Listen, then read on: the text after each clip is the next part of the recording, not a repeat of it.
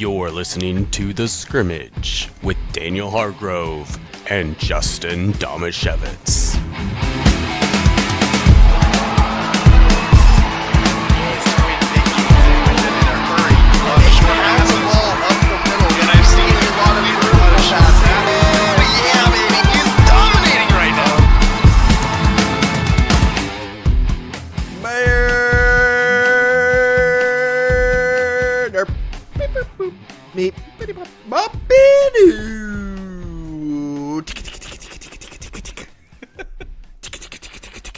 You summed up my thoughts exactly. I was trying to do like a mix of like a fax coming in and like dial up. Because I assume that's how they announce the seeding for the state tournaments. Oh. Do they do it via fax? With dial up? Yeah, fax and with faxing? Yeah. Is that how they do it? I think Is that so. how you found out? Actually, The Montesano coaches faxed you guys? He actually had to wait down at the Pony Express station. Oh, the Pony Express. one of the things Look, that Father, the Pony Express is coming. one of the things that the WIAA does really well Or is it the Wells Fargo wagon? is presentation and social media. Like, in a way, I kind of would like to meet with their social media director and be like, how do you be so good at this? They do a fantastic job of their app is really good. Yeah. It's easy to use. Their social media stuff all looks crisp and clean, and they post things in a timely manner.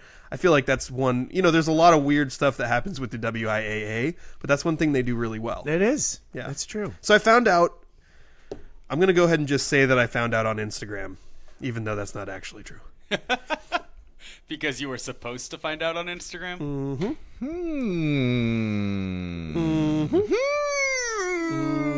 As a journalist, Justin has sources. One thing that I did learn is that as the bracket releases are like officially 11, noon, and 1, sometimes if you go to the they like the official bracket that they put out on Instagram, yes, they're really good at putting it out like right on time. Yep. But sometimes if you go into their app and you search the bracket, like 5 minutes beforehand, it's already in there. Ooh, sneaky. Something to think about.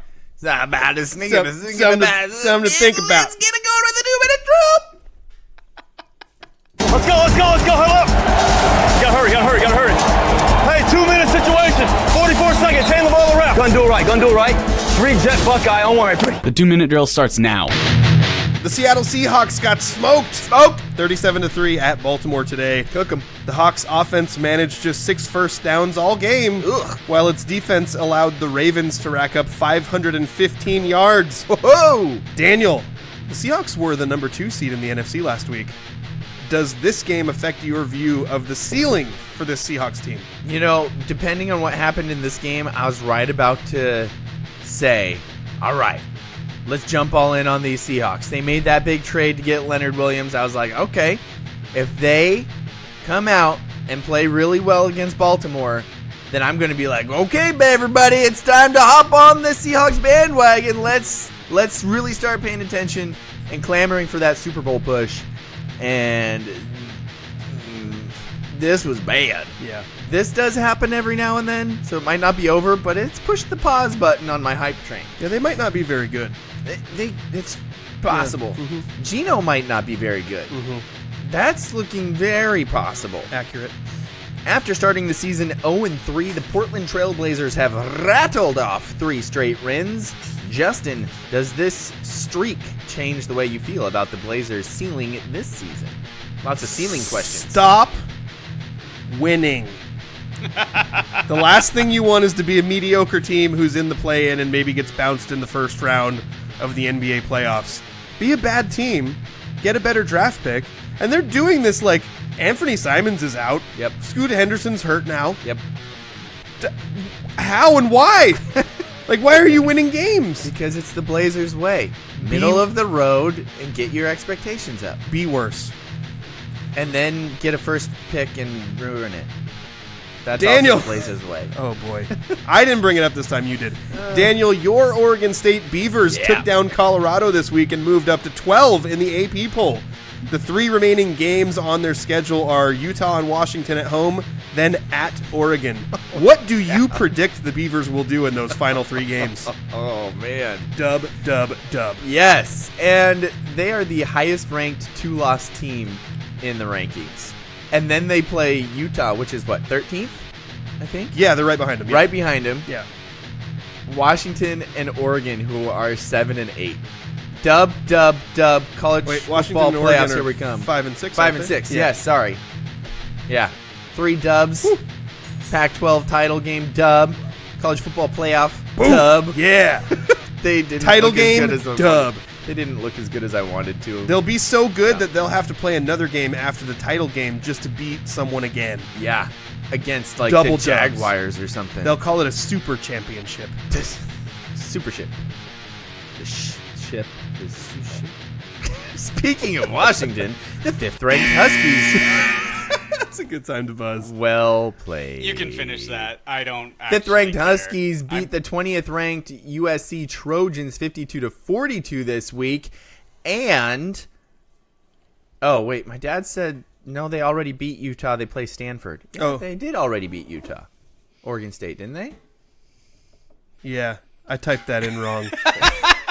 Stanford and Washington at home. So Stanford should Then definitely be Oregon. a dub. This is a misinformation pod. Thank goodness for your dad. Yeah. UW beat USC and knocked USC out of the rankings along with UCLA. You can have them, Big Ten. Yeah. Here you go. Take them. And maybe Caleb Williams will follow through on what he said and stay in college. Yeah. And you can have him. What does UW need to do to get into the college football playoff? I don't think they've been very impressive lately. Like, if you look at what they did over the first month of the season, it was like, yeah, #1 team. They should be #1. Yep. And they barely beat Stanford. They barely beat Arizona State. I think you're seeing that there's some issues with this team. Like, first of all, their defense is not very good. In this particular game, Penix threw for the same amount of yards as their leading rusher rushed for, which is really amazing that their leading rusher rushed for 256 yards. Wow. But, Penix is on a Heisman campaign, and against a horrible defense at USC, could only manage 256 yards passing. I don't know. Like, they scored 52 points. Their offense is good. Yeah. But I don't...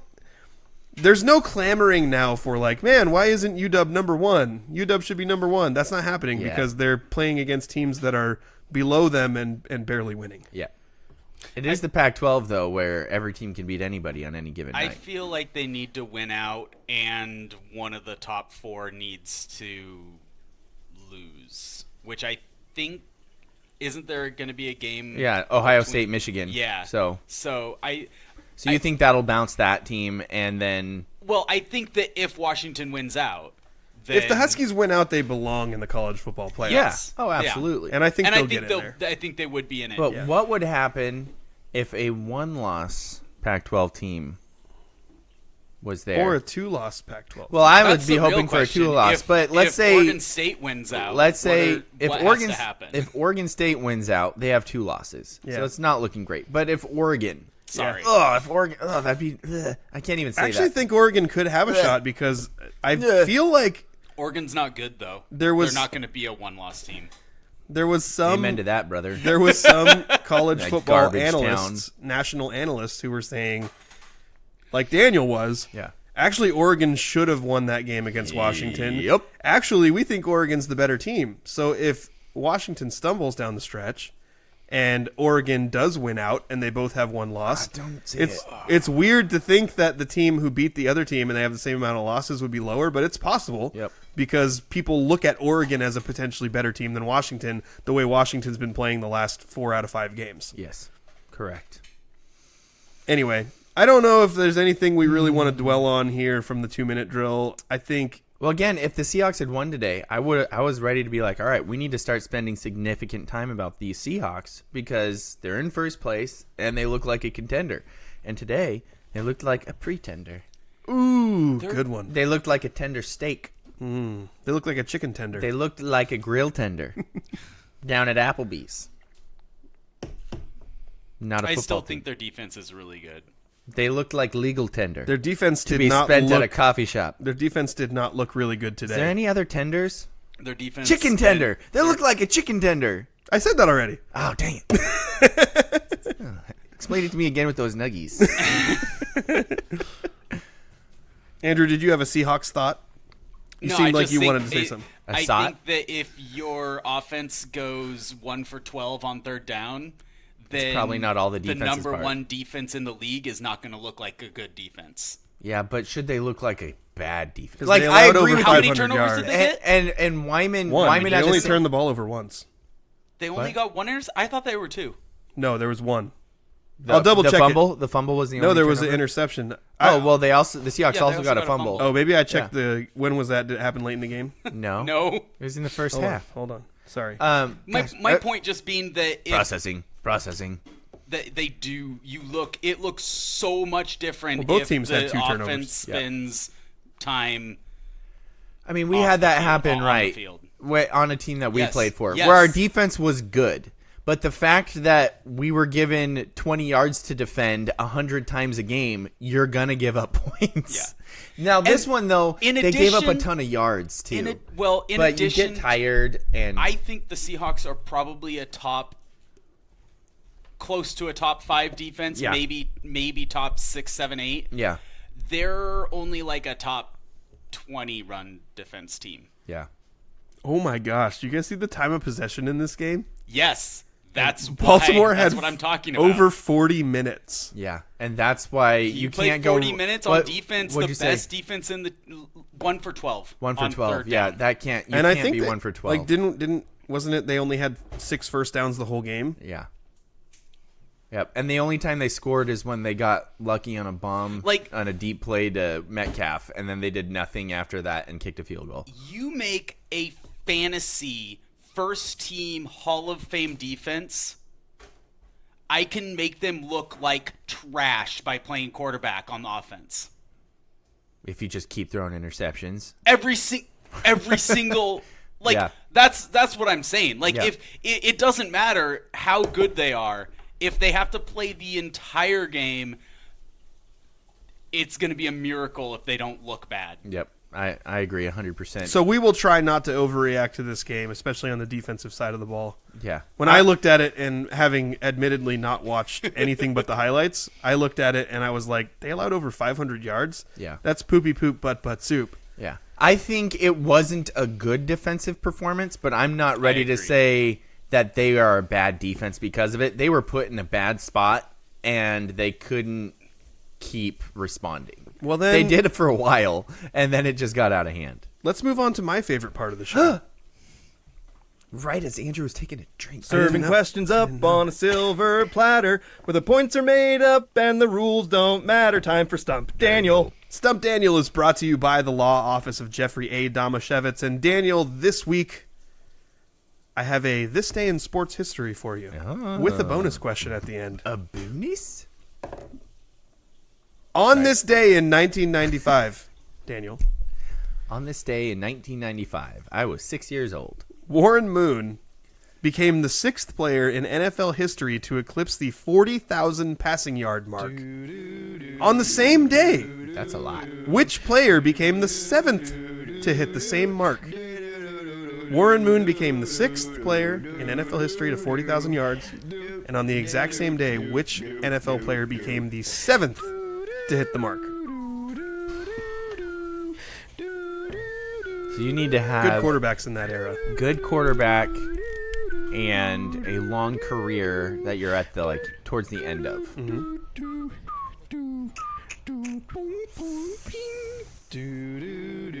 I got like 3 different quarterbacks in my mind in this. So I got one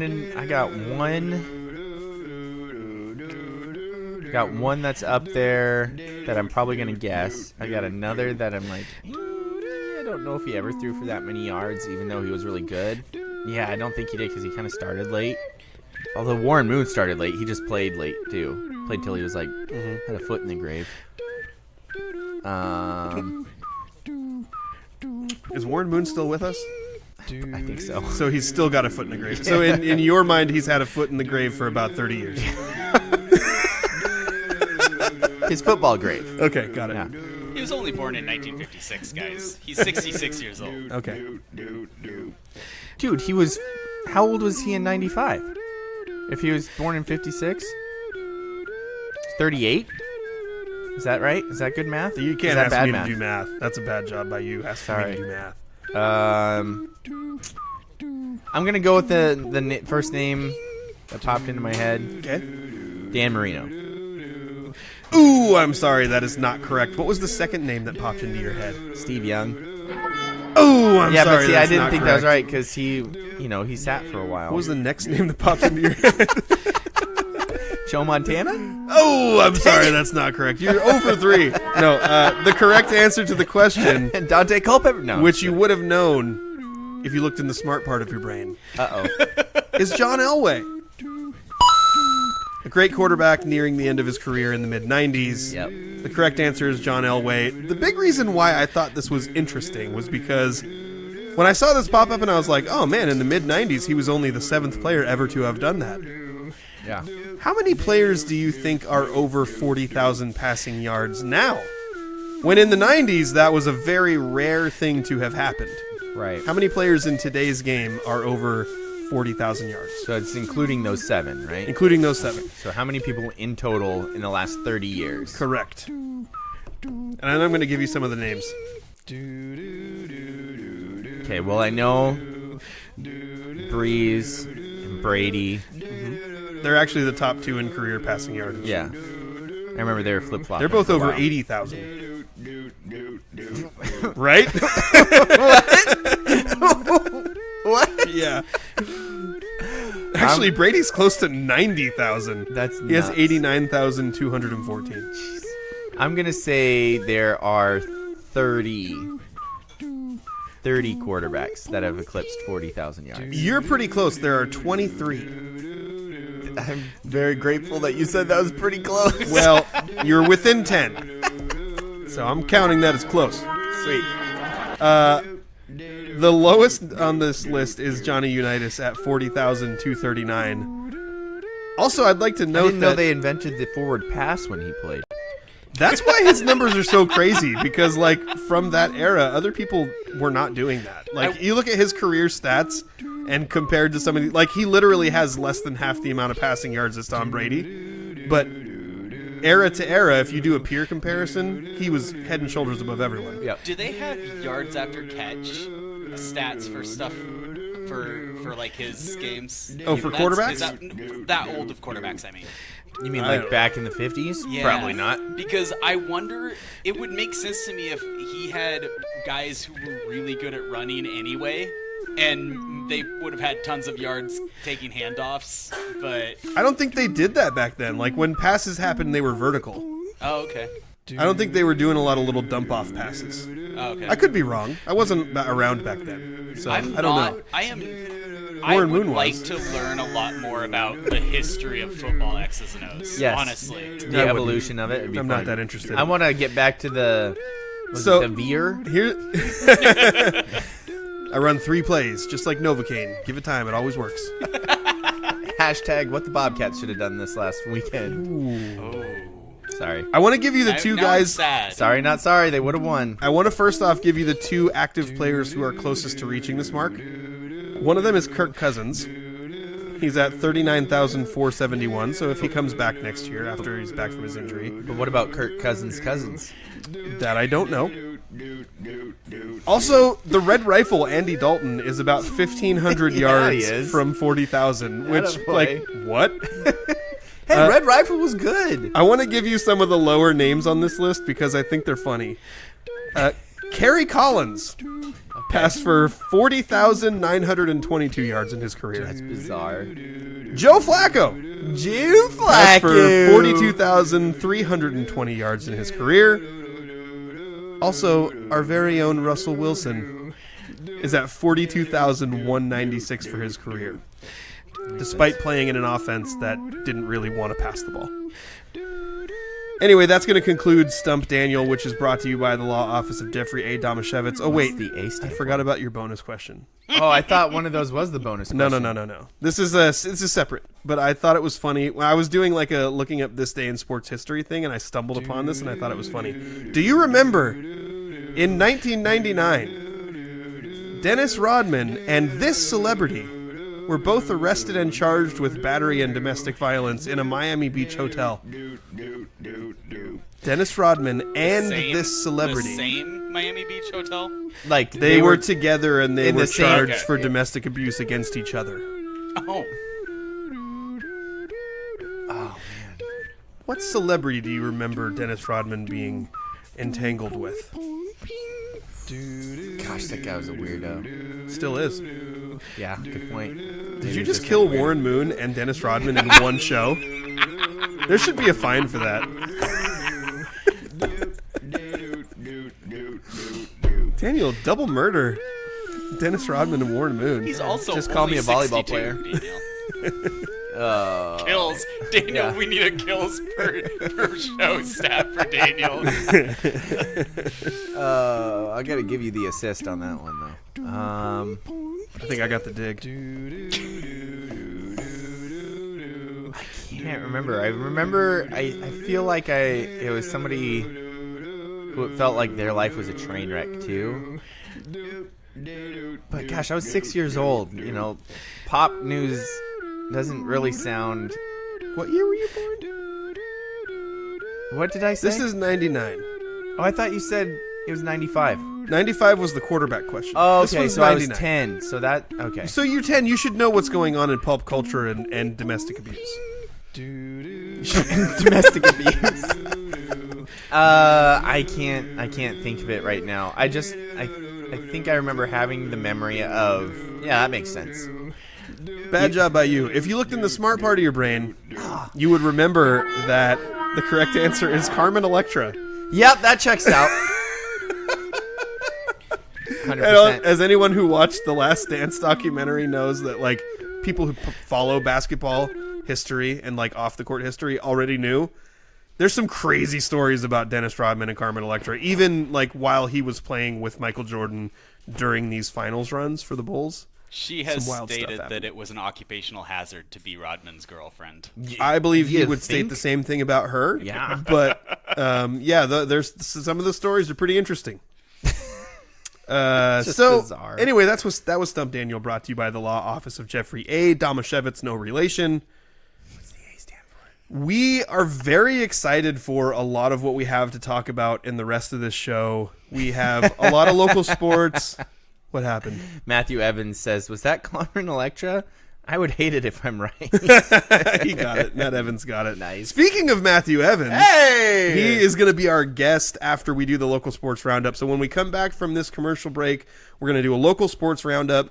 Then we're going to bring Matt Evans on to talk us through Let's go. the 1A state football bracket, which Montesano was officially seated 7th. How should we feel about that? How should we feel about the other weird stuff that happened on that bracket? We're going to bring Matt on to talk us through that. But quick commercial break. Oh, sorry. Go ahead. I didn't put it in the show sheet, but can I do a little bit of story time from the Aberdeen game too? We'll do that. Let's do that after. Let's do that after. Yeah, we Matt can do it after and Matthew. before Athlete of the Week. Okay, sounds good. So let's take a quick commercial break.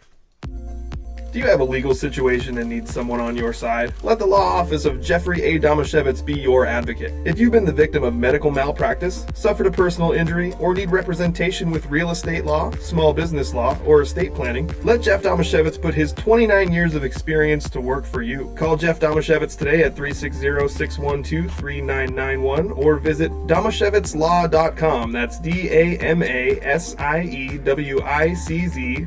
DAMASIEWICZLAW.com.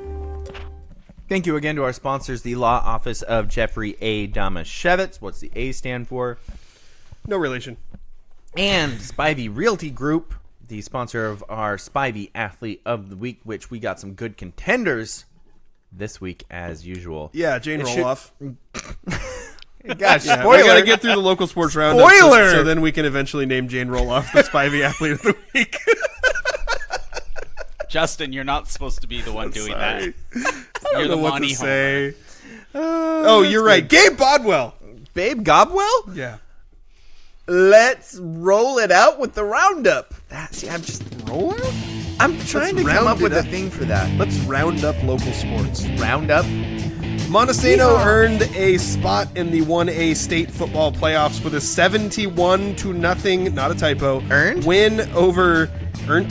They earned it. Did they fall asleep and win? Or they could have fallen asleep and win? No, they earned the spot. They earned it. With a 71-0 win over Stevenson on Friday, Torrin Kreitz returned the opening kickoff for a touchdown. Then the Bulldogs recovered a hard squib kick, and Tyson Perry rushed for a score a few plays later, We need to stop calling that a hard squib kick. giving Monty it's not an onside kick. Felix is a sniper. Yeah. He done this, drills like, kids. like 5 times this year. Yeah. Also, I've always wondered why more people didn't do this. And he's showing me that, yes, it works. I think it's because Why don't they do it in the NFL? I think it's because he's really good at it, better than the NFL kicker. Oh. Tyson Perry rushed for a score a few plays later, giving Monty a 14-0 lead before Stevenson had even run an offensive play. A pick six by Mason Rasmussen, a TD by Tarek Gunter, and 2 rushing scores by the aforementioned Felix Romero led to a 44-0 lead. Also a safety by Felix Romero led to a 44-0 lead at the end of the first quarter. Yikes. Bodie Poehler scored once and Babe Gobwell scored twice, all on the ground in the second frame for a 64-0 halftime lead. Montesano freshman Brody Williamson capped scoring late in the fourth quarter with a short touchdown run. The Bulldogs defense allowed 16 total yards. What? And intercepted 3 passes. What? En route to its 6th straight shutout. 16 yards? Bodwell led all rushers with 105 yards on just 9 carries. Montesano will be the 7 seed somehow in the state tournament and will face host Freeman this week. Time and date TBD. I will guess it's going to be Friday because Friday's a school holiday anyway. Oh, that makes sense. Long trip for Freeman. It's about time they had to come over here. Sorry, different sports. Elma's football season came to a close with a 50-7 district crossover loss at La Center on Friday. It was close for a brief moment when Elma scored on a 72-yard pass play from running back Bo Mueller to wide receiver Jackson Schneider to tie the game at 7 in the first quarter. But La Center then rattled off 43 unanswered points in the final 3 frames. Mueller had 2 sacks to lead Elma's defense, and Schneider caught 5 passes for 109 yards to lead the Eagles' offense. Raymond South Bend finished its football season 5-4 after a 36-14 district crossover loss to Toledo on Friday in South Bend. The Ravens led 14-7 at halftime, but couldn't find the end zone while allowing 4 touchdowns in the second half. Farrell Johnson capped his excellent senior football season with a 23-carry, 153-yard performance. Johnson and Austin Snodgrass each scored 1 rushing touchdown for RSB. Aberdeen's football team fell just short of a state berth after a 35-21 loss at Washougal on Saturday. The game was tied at 21 in the fourth quarter, but due in part to some questionable officiating blunders, the Bobcats faltered in the final minutes. Aiden Watkins scored all 3 touchdowns for Aberdeen to cap off his solid senior season as the Bobcats' primary offensive weapon. Aberdeen finished the season with a 6-4 overall record and placed 3rd in the 2A Evergreen League with a record of 4-2. Hoquiam senior and soon-to-be Spivey Athlete of the Week, Jane Roloff won Never stops running. won the 1A state title on Saturday at Sun Willows Golf Course in Pasco. Roloff's time of 18 minutes and 28 seconds was more than 10 seconds better than the second-place runner.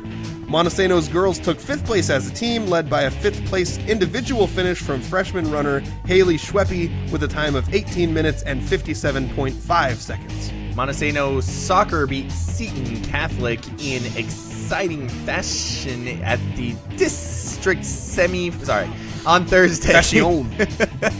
The Bulldogs trailing 2-1 late in the match. Bethany Henderson scored in the 73rd minute to tie it up, and Addie Kersker, who just returned from injury, scored the game winner off an assist from Michaela Stanfield in the 78th minute with a bomb of a shot. Monty lost the district title to La Center 3-0. La Center. but already had earned a berth in the state tournament with the win over Seton Catholic. The Bulldogs will be the 6th seed in the state tournament and will open with a match against 11 seed Bellevue Christian on Tuesday or possibly Wednesday. Elma's soccer season came to an end on Saturday in Tenino with an OTPK's loss to Seton Catholic. No. The Eagles opened the district tourney with a 3-0 win over Kingsway Christian, then lost a semifinal 2-1 to eventual champion La Center, forcing them into the loser-out winner-to-state match against Seton Catholic. I think this is a very brutal. Disappointing end to Elma's season. They were district champions last year, and they beat Montesano once earlier this season. I was really hoping we get to see those teams play again at state. Yeah, I mean, I assume that they would have won had they not had to play on black turf. Yeah, Tenino's the worst. They had to play at Tenino? Yeah, they're the worst. That's just demoralizing, making someone go to Tenino. Yeah, agreed. Oh, it's my turn. Yeah. Sorry. Want me to read it? It's Monty. I can read it. Montesano went 3-1 at the District 4 volleyball tournament to earn 3rd place and a trip to the state tournament. The Bulldogs opened with a 3-2 win over Castle Rock on Wednesday, then lost a semifinal match to Kingsway Christian 3-1. Monty bounced back with a straight set win over Hoquiam, then another 3-2 win over Castle Rock in a loser-out winner-to-state match, both on Saturday. In the same tourney, Hoquiam went 1-2 with its win coming against Elma in an elimination match on Wednesday. Montesano will be the 16th seed in the state tournament in Yakima and will face the top-seeded. How do you say this? Chelan on Friday. Chelan. Luckily, that is a double elimination tournament, so they'll get another match after. Like, Chelan's really good. So what? You can have a 16-team double elimination tournament at state? It is possible. No. Only in a sport that you can play more than one game a day. What? Yeah, like basketball. Oh, what? Moving on. What? No. Aberdeen's, well, we gave the WIAA credit for something, so now we have to give them a hard time about something. Yeah. Aberdeen's volleyball season ended on Saturday with a 3-1 loss at the 2A District 4 tournament. The Bobcats opened the tourney with a straight set loss to Ridgefield on Wednesday, then beat Washougal 3-2 that same day to stay alive. In the Aberdeen win, Cameron Michaud recorded 40 assists and 27 digs, and Lillicamp had a double-double with 11 kills and 10 digs. Annika Hollingsworth led the Bobcats in that match with 21 kills. And that will do it for the local sports roundup. So now Andrew is going to create a Zoom link that I can send to.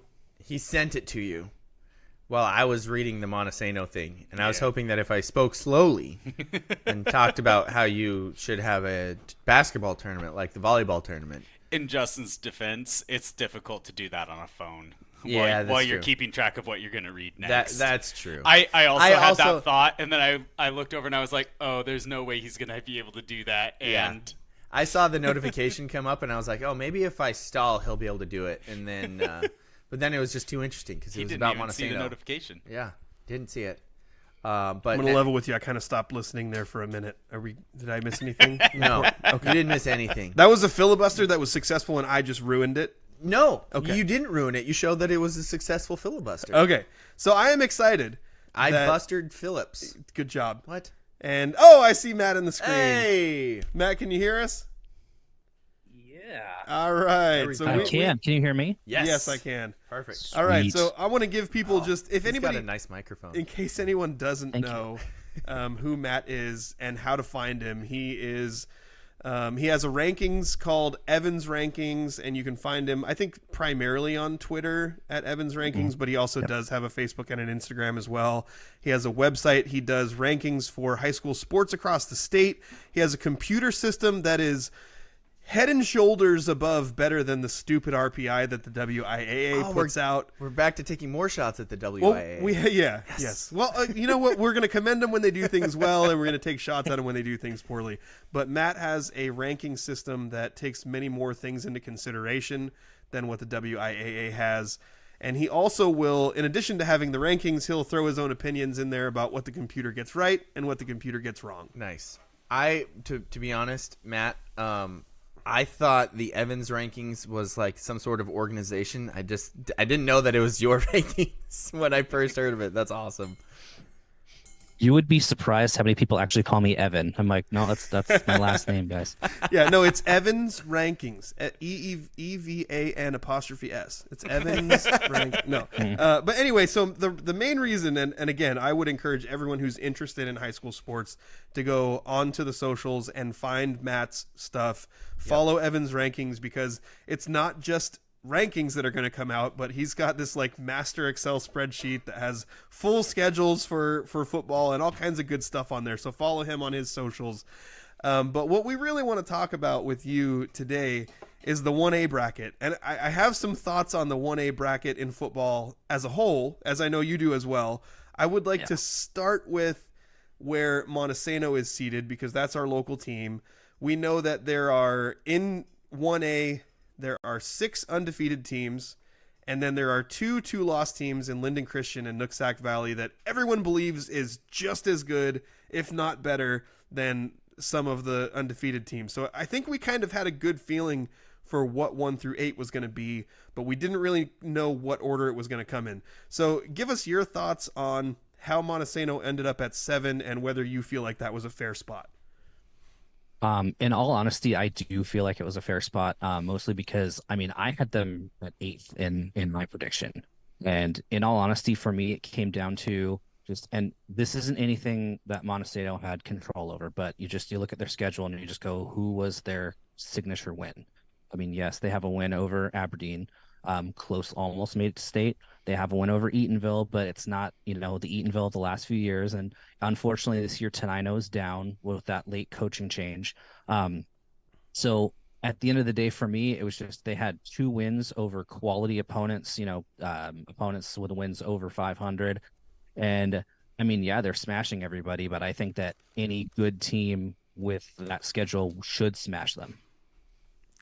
I think it's fair. I mean, and like, I know you and I message back and forth every once in a while, Matt, and I know you understand that my feeling on it from the beginning was that Monty could probably end up anywhere. I could make an argument for them ending up anywhere between 3 and 8. I can make peace with it. Ultimately, one of my big things was I was going to be really annoyed if La Center ended up ahead of them and La Center ended up right behind them at 8. I don't think there's anybody out there who believes that Nooksack Valley and Linden Christian are worse than, the undefeated teams who are here up in the top half of the bracket. Is there anything you can tell us about Freeman? Montesano's opening matchup is going to be against Freeman. How do you think they stack up there? They get to host them, so it's a long trip at least for the Scotties to get there. What can fans expect about that opening state matchup? I can just tell you that Freeman is always a team that is just very, very tough. They always seem to like to run the ball. They always like to just pound it in there. I haven't actually seen them this year as much as I would like to, but perennially they are a team that likes to run the ball and try to own the line of scrimmage. It's going to Monty is always a tough task. We know that we saw that. Who did Toppenish came over last year, if I remember correctly, and that was a tough game. That was it was a really good game. But I mean, it's not easy to go over there, and especially when you're going over the mountains. I think for Freeman they would like to see that game on Saturday, but if it is Friday, I mean, no matter what, it's going to be a tough travel day and definitely a tough game. Well, I'm guessing that it's going to be on Friday because of Veterans Day. I don't think schools are in on Friday. No. So I've already seen a couple games come out that they're playing at like 1:00 on Friday, which would drive me nuts personally because some people still have to work on Veterans Day. But I do think there's a pretty good chance that's going to be a Friday game. Daniel, do you have something you wanted to? I was just wondering, do they take any consideration? Because it seems like over the last 10 years, there's no consideration of east side to west side travel. Is that not a consideration at all? Because it seems like every single sport, every single year has a Spokane area team playing a team from either here or in the Southwest Washington. And I'm just like, really? We can't switch like a 10 and an 11 seed to get it so that they don't have to travel 500 miles? Yeah.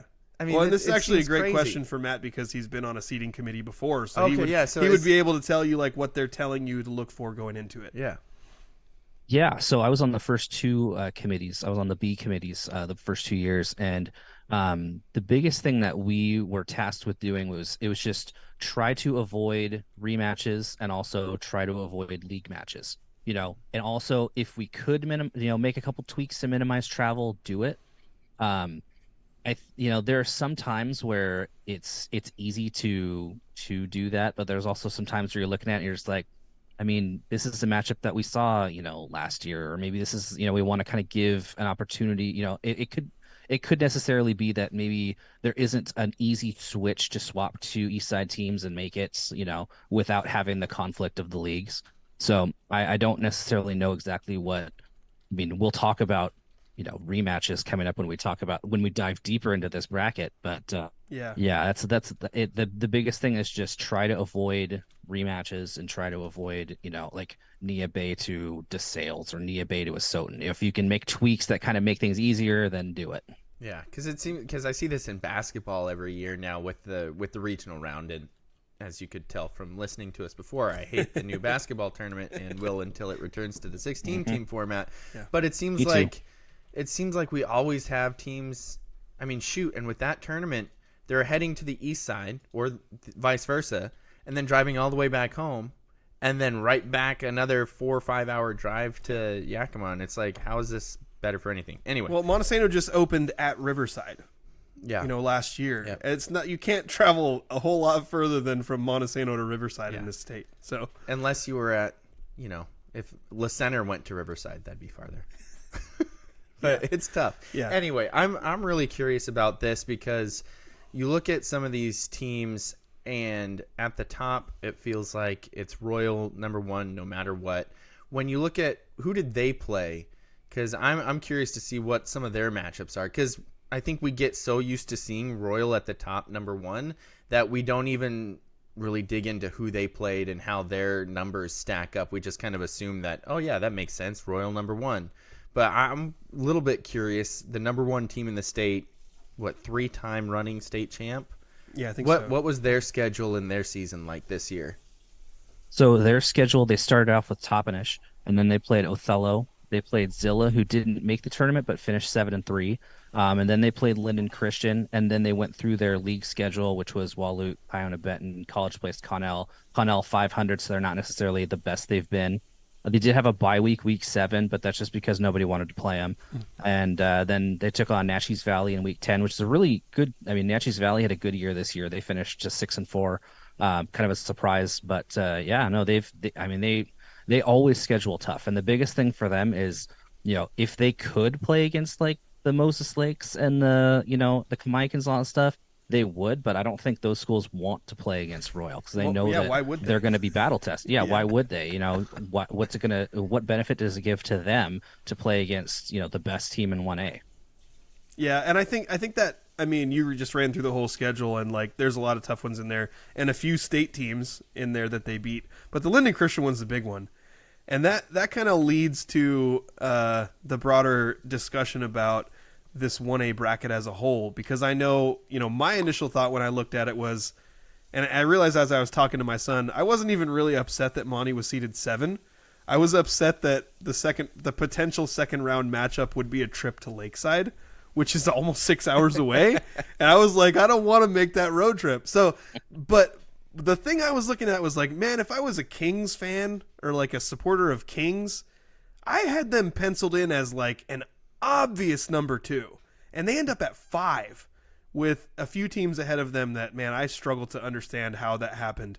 So I was curious, like, number 1, what did you think about that? And number 2, like, what were the biggest things from this bracket that stood out to you as, wow, that's weird?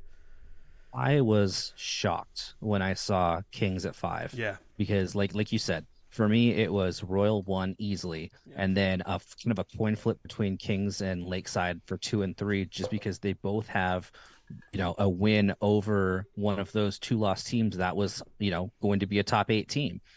And it would be, which do you value better? Do you value Kings's 2-point win over Nooksack, or do you value Lakeside's 6-point win over Linden Christian?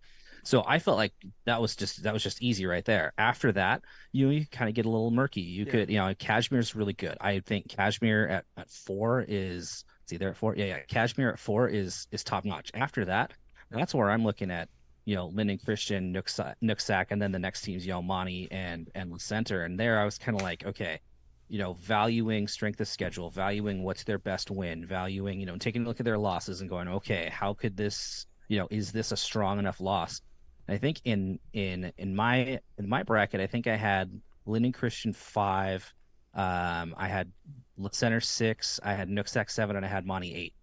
And for me, the biggest thing, I think the other travesty we're seeing in here is with Lyndon 3 and Nooksack at 6, you're getting them meeting in the quarterfinals. Yeah. When if they played in the regular season, you got to try to, especially if it was a great game and they're two really good teams, you got to put them on opposite sides of the bracket. They should not meet until the final. Yeah. At no reason should they meet until the final. And Royal avoids both of them. They're both on the opposite side. Royal wouldn't face either of them until the title game. So that was another thing I thought was interesting. For no, real apparent reason. Conspiracy theories abound. Yeah, but I mean, and Royal is I've been saying all season Royal's number 0. Because sometimes even in the AP poll in the preseason, they'll do this cute stuff where they're like, oh, we think Eatonville's better than Royal, or we think Nooksack's better than Royal, and so they'll come out with someone number 1 over Royal. And I need it to be proven on the field before I'm going to really buy that there's a team that deserves to be number 1 over Royal. But yeah, I think, and then since we have you, I was curious too about our league rival Eatonville ends up at number 16 in this bracket. And, everyone's going to analyze 1 through 12. Cause I think if you look at the top 12-ish teams in this bracket, there's no pushovers there. So unless you're one of the top 2 or 3 teams, you're not really getting an easy state tourney game. They're all going to be hard. What were your thoughts about Eatonville at 16 and kind of how the last few teams were seated? I think Toppenish, Connell, 13-14, those are also going to be just tough matchups. Yeah. Toppenish's record's very deceiving. Unfortunately, they did play Kashmir already this season, and we're going to get to see that again. But, I wasn't in the room. I didn't get a chance to stop it. It seems like some weird stuff with some of the emphasis that you told us you get. You don't want rematches. You don't want league matchups, and yet we see a couple of those things in this bracket. Yeah, I was texting Rylan Spencer after the brackets came out. Him and I were on the committees together, and we're like, wasn't this one of the first things we emphasized? We don't want rematches, and I mean, just kind of confusing. But I mean, going back to Eatonville at 16 on Thursday night when they won that game, I got a message from Skip Smith asking me, hey, what do you think? And I said, enjoy the trip to Royal, man. I mean, it just there wasn't any doubt. I mean, it's not that Eatonville's a bad team. It's just there's so many good teams, and there wasn't really anybody that. I mean, let's look at Connell, for example. If Connell loses, it's LaSalle, who's going to be 9-1, going into the tournament, probably going to be in that Seton Catholic 12-11 range. But I mean, there really wasn't any spot where Eatonville could jump up, in my opinion. So, do you have a prediction? Have you put enough thought in it to have a prediction about what you think the likelihood of the last 4 teams being in this 1A bracket? And I'll give you there's a specific Montesano slant here because I know Freeman's going to be, that's not a gimme by any means. Freeman's a really good team, but they have to make a long trip, and if Monty can take them, then they will have to make the long trip to Lakeside. And there's not really a lot of teams in this bracket that I'm necessarily afraid of, but Lakeside's really good. I'm curious what you think, how it shakes out, what you think the last 4 teams of this tournament are likely to be, and what you think our Montesano Bulldogs' chances are of getting into that semifinal round. I think the chances are actually better than you think because I think, obviously you got to get by Freeman first. And let's say, that it is let's assume it is Lakeside. That game's going to be in Spokane. It has to be on turf. So it's probably going to be at the new stadium in Spokane, or it's probably going to be at Ridgeline or Gonzaga Prep or something like that. So as we're getting into November and we're starting to see the cold come up, you're not going to have the hard grassy turf, if you were playing them in this round. So that could be something that is an advantage to Monty going over there. Is it's not going to be a muddy, grind them up, neutralize any speed sort of a game. So I mean, there is always a chance. You put two teams on the field, there's always a chance. I personally would probably go lean Lakeside. Just I just they have a good win over Linden Christian. They've got, I mean, they're a really solid team all the way around. Elsewhere, oh man, I really want to see Nooksack and Linden play again. I think that's going to be a great game. And honestly, I would lean Nooksack, so I'd go on that left side of the bracket. I'd go Nooksack Lakeside. Kashmir Kings, I think, is what you would see in the top half of that other bracket. I would probably go Kings. I think that, I mean, that really is a pick'em game for me.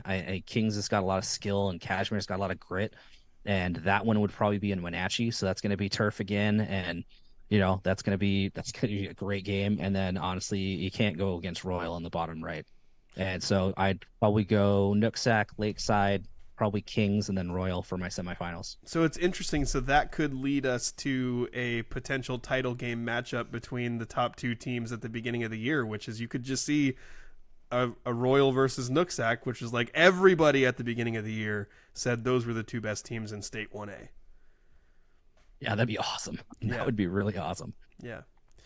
I'm curious what before, because you said your rankings, you had Le Center ahead of Montesano, and just because I'm shifting it back to kind of my tighter view of things, because I haven't looked statewide near as much, but I generally have a fairly good feel for the Trico and for the Evergreen, and my feeling this year was that Le Center wasn't one of their better years. What would you point to have those two flipped in your mind coming into this week? It was all non-conference for me. Okay. Looking at Monty's non-conference, it was a Black Hills team that was kind of down this year, Aberdeen, Columbia White Salmon, and Shelton. So that'd be not necessarily the best, and Castle Rock too. Castle Rock week 4. That was not necessarily the best, but that's not Montesano's fault. Yeah. But you look at the center, you've got Hawkinson, who's down, Woodland 8-2, Kalama really strong 7-3, Connell 5-5, but they're state team. And then Mount Baker, who, they're a down team, but I mean, that's another really solid team right there to get you set up. So in my opinion, that's why I think that Le Center should be higher than Monty there. I think the main one that when I heard you first say that, or I can't remember, somebody was pointing out that Woodland win. Yeah, we talked about that in the car on the way here. Yeah, and that also last week, I Yeah. think we were talking about what the rankings could be, and somebody mentioned that Le Center beat Woodland, and Woodland won that JSHL league, and I was like, oh, that's a good win. But I just watched Washougal play against Aberdeen, and to be honest, Aberdeen had the better team. And so that made me look at the Greater St. Helens League and be like, maybe that Woodland win isn't as good as I thought it was. So I don't know. That was something that I saw that kind of shook what I thought of Woodland, and then in turn what I thought of Le Center's season. But it's so weird, with high school sports, and you try and do all these transitive properties, and okay, this guy beat that, and so I'm not going to get down on anything, but I had a much higher view of Woodland until I saw Washougal play this weekend, and I was like, they're not that great. I'll tell you, when I was doing my 4A rankings, I'm down here in Tri-Cities, so we've got a lot of schools that are participating. We've got a transitive that'll blow your mind down here. Week 1, Kamaya can beat Chiawana by 7 in overtimes. Chiawana's only loss of the season. The next week, Kamaikan plays Moses Lake down here. There's like a 2-hour lightning delay. Moses Lake wins by 1. And then Chiawana goes up to Moses Lake last week and beats them by 14. So you got a 1-loss Chiawana team, a 2-loss Kamaikan team whose losses are to Moses Lake and Kennewick. How do you do that? And I work at an elementary school that feeds to Kamaikan. I have some Kamaikan football staff on my as coworkers, and I'm like, how am I going to face these guys when I'm like, how do I rank them? And so, coming out and seeing that, the committee put, Kamaikan up at 6 was like, okay, that's cool. I mean, there's some other problems I have with that bracket, but we're not talking about the 4A bracket. Well, we do kind of all run into these local issues. Like, we do weekly predictions of scores on our local teams' games, and we always kind of run into like, whoa, dude, you disrespected us. Like that kind of stuff happens. I kind of shared Daniel's thought on the Greater St. Helens League as well, but I think I think ultimately, if you're doing a comparison between La Center and Montesano, it's like it's two sides of a coin because like La Center indisputably played a tougher schedule, but they didn't kick the crap out of everybody all year like Monty did either. So there's like it's just two separate arguments, and it's splitting hairs trying to figure out which one is actually more important. You know, I lean Montesano for no bias, no bias, but I lean Montesano on that. Shocker. I was also curious about your thoughts about the seating committee in general. And just to set the table for it, my general opinion is that what we're doing, what the WIAA is doing now to seed these state teams is better than any system that we've had in the past. It was horrible when it was random districts and leagues getting seeds based on whatever the rotation is. It was even worse when they switched to RPI being what determines what seed you get. There are issues with this current system. Like, just for 1A as example, there's 9 leagues in 1A. So each league gets a representative. The representative can be a current coach, an athletic director, a former coach, or a media member. The league gets to choose, apparently, at least based on what I read. But I don't see when the lists leak of who's on these committees that are supposed to be secret. There's not media members on there. And I'm not saying media members will be completely unbiased, where league coaches and ads will.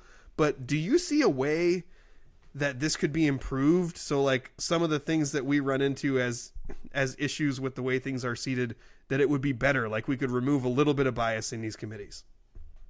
Trust me, I'm well aware about the lack of media members on this. Being on it the first year, it kind of was a little bit harder to get on it the second year, and then by the third year I was like, I don't really want to go get the endorsement of 2 league presidents and yada yada yada. I was like, whatever, I'll just do my own thing.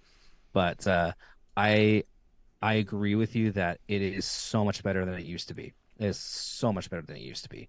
When it comes to, when you mentioned the RPI too, you should never use the RPI for that. RPI is outdated. It needs to be the formula as a whole. They don't even use it for college basketball anymore, and that's why it was created back in the 60s or 70s for college basketball. Now college basketball is like, nope, we're done. Yeah, because it's dumb. Yeah, exactly. So, so if we're going to keep using, computers unbiased thing, there's plenty of formulas out there. There's plenty of different things. But at the end of the day, we should never solely rely on computers, and that's coming from a guy who would benefit very, very greatly from that. Computers are not all 100% right. And the fact that we have the folks on the committees that, can take a look at what the computers say and take a look at what they see and go, okay, no, this is wrong. That's great. However, where we're at now, I have an idea, but the problem is it's kind of impossible to make it work, because I think what needs to happen is I think that each team needs to have a representative in the committee. I think that we shouldn't have any more, on the Saturday afternoon, there should be like a time where it's like games are done by this time. Let's say 5 p.m. or something like that. Every game is done. You know who the teams are. Everybody picks a representative, whether it's a coach, an assistant coach, somebody. They all make a trip, or they all get together, because they know what they are. They know they can go. They've been to all of their games. They've seen probably 1, 2, or 3 other opponents there. They have good ideas. And at the end of the day, if you have 16 people in there who all have very good knowledge about their team and their league and their opponents or whatnot, you have more accountability to where if, let's say, Monty, we're discussing Monty and La Center's seating, like we're doing here. The representative from Monty and La Center step out of the room, and then everyone else discusses and says, okay, what are we going to do? And then they make a decision. That decision makes, it's happened, and then they can, those representatives come back. It's very simple. It's just the problem with that, though, is that, they want the committee members to be able to be well versed in every team. So they want them to, if you're going to be able to watch, if you want to be able to see everybody, you're going to have to know who it is at the beginning of the season. So you can go, hey, I'm going to go to, let's say down here, let's say I'm going to go watch Southridge week 1. I'm going to go to Chiawana week 2. I'm going to go up to Othello week 3, or blah, blah, blah, yada, yada, yada. You can set your schedule. And that right there is the positivity of having media members on there. We know, we go 2 games. We're at venues. We're at 2 or 3 games a week. It's kind of hard for a superintendent or a coach or an AD to go to 2 or 3 games a week that aren't theirs. Yeah. So, I mean, yeah, we have a great system, but there's definitely ways that we can improve it to make it better for in the future. I think another hard part about that too is, it would be nice to have the teams represented instead of just the leagues, because I know this would never happen. But of course you wouldn't have like some year where, like a Montesano person was there and they're supposed to be arguing on behalf of Elma. And of course it would never happen that there'd be some bad 16 blood. seed. And Elma's the 16 seed. Exactly. I mean, people are human and people are dumb at different points. So that can happen. Nobody right? from Montesano is dumb. People can be petty. And so I mean, you could definitely see that with that situation where our league representative happens to be my team's rival. I mean, talk about a situation that's rife for criticism is if you see something like that. And I'm sure there was Montesano fans last year who were like, "Great, Eatonville's our representative. That they're really going to fight for us." They didn't. They got seated 4 spots higher than us. But that's kidding. That's the concern, Not right? really. Yeah. And it comes down to just, you got to have people with integrity on the committees. If you are going to represent the league, it's got to be somebody who has the league's best interest at heart. And like I said, serving on a couple of committees, there were some times where we had a team who had to talk positively about their rival, and thankfully that coach had a lot of integrity and was like, "Hey, no, this team is better than us. This team should be." Yeah, we played close or whatever, but the team is, this is where their strengths are and all this stuff. And they did talk positively about them. And then they also at that point, we were all still kind of new and everything. And this coach happened to be in a predicament where we were deciding the 8-9 matchup in the 2B tournament, and it was his school and another school. And he could have just, sat there and been like, well, blah, blah, blah, yada, yada, and just talked up his team. But no, he just, like I said, he stepped out of the room. He was gone. We made the decision. It happened to benefit them, but that, he came back and was like, I would have, and the funny thing is he came back and he said, well, I would have had it the other way. I would have had us traveling, and we all kind of chuckled and, moved on. But it just comes down to, the integrity of the people on committees. Yeah. That's awesome to know that there are people like that. Well, and I think that's also, this is a conversation. There's been just so much conversation in my house about this lately, because I don't even think it necessarily requires someone with no integrity, but sometimes just the presence of someone there can make the other people like subconsciously feel pressured to put that team higher. Mm-hmm. Where like, we use the example of, let's just throw it out there, like Eatonville had a representative in a year where there's Monty, Tenino, and Eatonville all in the state tournament at the same time from our league. I don't even think necessarily that the Eatonville representative would have to like voice, hey, I think we're way better than these two teams, but just that person's presence there, and like the other people could feel like an inherent pressure to seed that team higher. So, and I this is a weird comparison, but I've felt that way in like Little League All-Star selections, where if you're the manager of one of the teams, when all the managers get together, they don't let assistant coaches into those meetings because they know that just the presence of that person there is going to affect what the other people decide. Well, I can tell you that at least when I was there, we would have our everyone would come in with their 1 to 16, down on a piece of paper already, and we'd hand it in. It'd be average. That would come up with the initial bracket.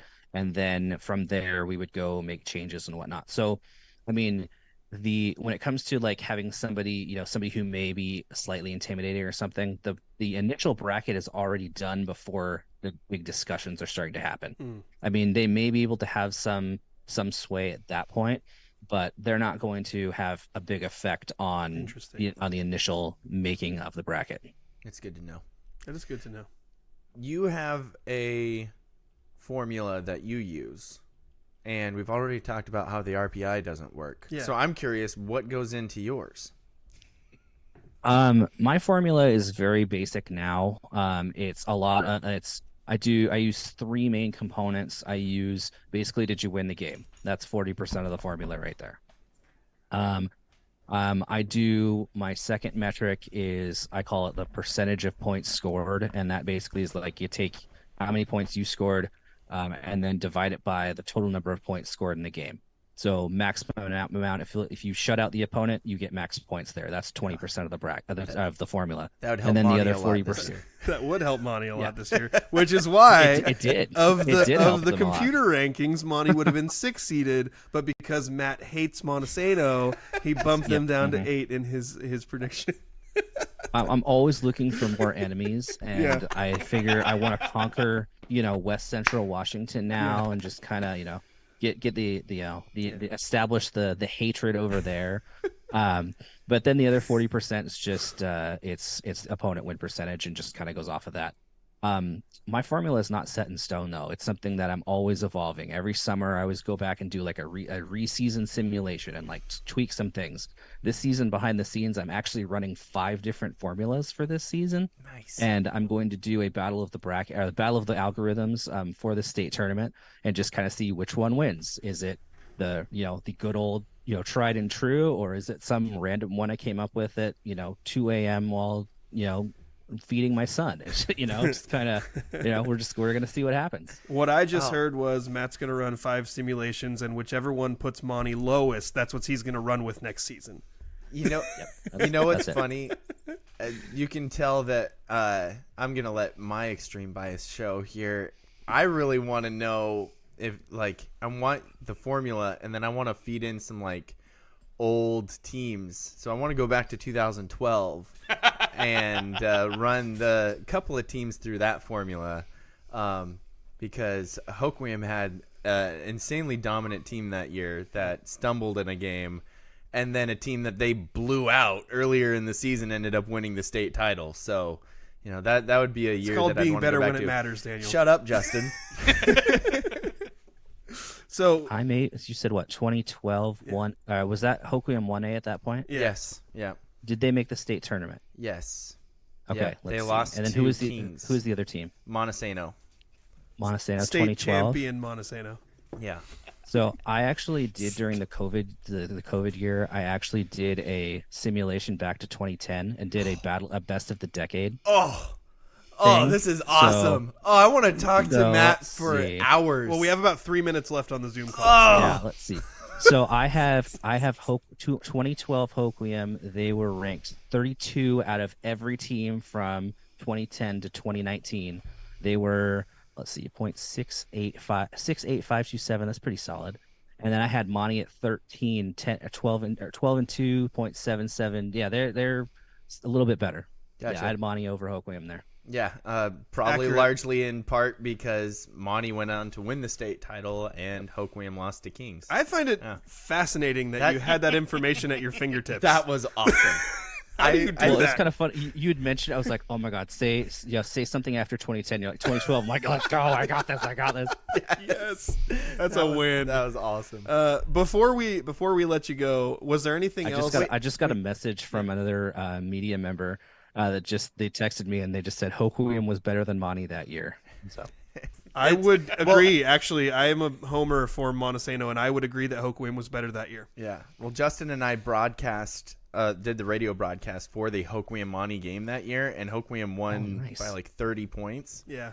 And Hoquiam's Hoquiam's running really back good. broke the school individual game rushing record in that game. It was like 360 yards or something like that. So those were all decade. That was all the way back to 2010. And you said that Monty was the 13th best of the entire decade. Mm-hmm. They were second best in 2012. I had them ranked behind Royal, who was in at 10. Which is funny Total. because they beat Royal, in the on title their way. game. Yeah. Suck it, Royal. Anyway, real quick, Matt, before we let you go, we just want to give you a chance to plug your stuff. What's the best way for people to find you if they want to find your stuff on the interwebs? Oh, best place is Twitter. I'm always on Twitter. Got it going to the phone. I'm on it constantly. At Evans Rankings. The website's evansrankings.wordpress.com. If you want to go there, that's cool. Not a big deal. I'm not in it for the clicks. I'm just in it for the discussion. So, Yeah, just that's pretty much it. Other than that, yeah, Evan's rankings. I can't remember what the Facebook one is. It's something, and then Instagram's at Evan's rankings. I think I can't remember. Okay. It's Evan's rankings was Twitter taken, is where all and the it magic was happens, though. exactly. Go to Twitter if you want to get my Instagram. I'll send you a link to it. It's not a biggie. Awesome. Twitter, X, whatever it's called. Yeah, it's Who X knows? now, Yeah, but still Twitter. Whatever So- Elon's calling it these days. We did have a comment. Somebody wanted to know, is there a link to that simulation? Somebody wants to know if they could go back and see how that unfolded with the one you're just talking about. Yeah, so if you go to the website, if you go to evansrankings.wordpress.com, up on the header, there is a link that says Best of the Decade, and if you click on that, it'll pull up 4A to 1B football, and then 4A to 1B boys and girls basketball, and I've got Oh, you're speaking our language, man. Daniel, not till after the show's over. Oh, this is so cool. All right. Well, with that, we're going to let Matt go. Thank you so much for joining us and helping our Montesano fans to come to peace with where they were seated and also their path to potentially the semifinals and the state title round. So, again, thank you so much for joining us. Thanks, Matt. Yeah, thanks for having me on, guys. All Appreciate right, it. have a good one. You too. All right. Wow. That was awesome. Yeah, that was really good. Why did we wait so long to have Matt join us? I don't know. He needs to be at least he said he does basketball stuff too. Oh, yeah, I think he does all sports rankings. Like football's kind of the big one, dude. But yeah, this needs to be like once a season. like you go on his Twitter, you'll find like volleyball rankings. Like he's doing the other sports as well. Oh, he needs to be like we need to figure out a schedule where he can come on regularly. Yeah, like twice a week. Probably not. Wait, twice a week on our weekly show. Yeah, exactly. Now a good time for a commercial break. Are we leaning that way? Yeah, we can do that. All right, so we're gonna take a break. We got our story time. We got our athlete of the week coming up, and just other random things that we want to talk about. So I'm going to filibuster for a little bit because I should probably bring up the commercial that Daniel tried to crash transition to an ad break and then realized he had to read the ad break. Yep. 100%. Yeah, that's karma. Yeah. Spivey Realty Group's goal is to make buying, selling, investing, and renting real estate in Grace Harbor simple. They believe in 100% transparency and unparalleled communication with local expertise, tech-enhanced, and top-notch service for their friends, neighbors, and community. Their goal is simple. Get a group of strong-willed, hardworking people together who want to make a difference in Grace Harbor and to use real estate as the means of achieving that. Voted Grace Harbor's best real estate company. Find them on Facebook or visit graceharborrealestate.com. Spivey Realty Group, elevating small town real estate. I was so close to nailing that.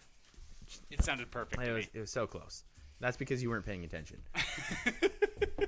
All right. Let's see. I got some comments on here. Not surprisingly, your little brother says Hoquiam sucks. I mean, that's a well-known fact. Yeah. Rob says, thanks, Matt. Love the work you do. Keep up the good stuff. Daniel says, thanks, Matt. Travis Fox says, watch this because Matt was here. Thank you, Travis. I mean, thank you, but also, yeah. Oh, Rob says, live read problems. Yes, yeah, absolutely, 100%. Did you hear that, Justin? I tried to, save us with a quick toss to commercial and then realized that I had to read the commercials, so that didn't actually help me at all. Did you read them? Yeah, I did. Okay. Yeah, I did it. So do you want to do athlete of the week or story time with Daniel first? Let's start with story time. I'm very curious. I listened to the second half of your broadcast for the Aberdeen-Washougal game, but I really want to know your thoughts about the way things shook out at the end there. Yeah, so I listened to the first half and then I got busy and couldn't listen. So all I know is that stuff went crazy. Did you hear any of my comments about officiating? No. Okay, so that was all in the second half. They were so good. I was taking quotes of you and texting them to you. Like, you said this and it's awesome. I'm so glad you did that because I haven't had a chance to go back and listen to it yet. So I need cuts of it. I next do. Week. Because I was finding them and reading them to my wife. Like, she was like, oh, well, what did you say? And I was like, well, let's see. And so I was going back and reading what I was saying because you were sending me the quotes. But the officiating was weird. to say the least. Well, and I think that was the thing is like it wasn't just calls. Like it wasn't just a penalty here or there that was weird. It was like they don't know where to spot the ball. Yeah. This is weird. They're spotting the ball and moving the ball. They're marking off a penalty from the wrong spot. Yes. It got weird. It got weird. One of the weirdest things, and you have to watch the video on this. If you're just listening, I apologize. Got another comment of course you were all lookers. Thank you, Travis.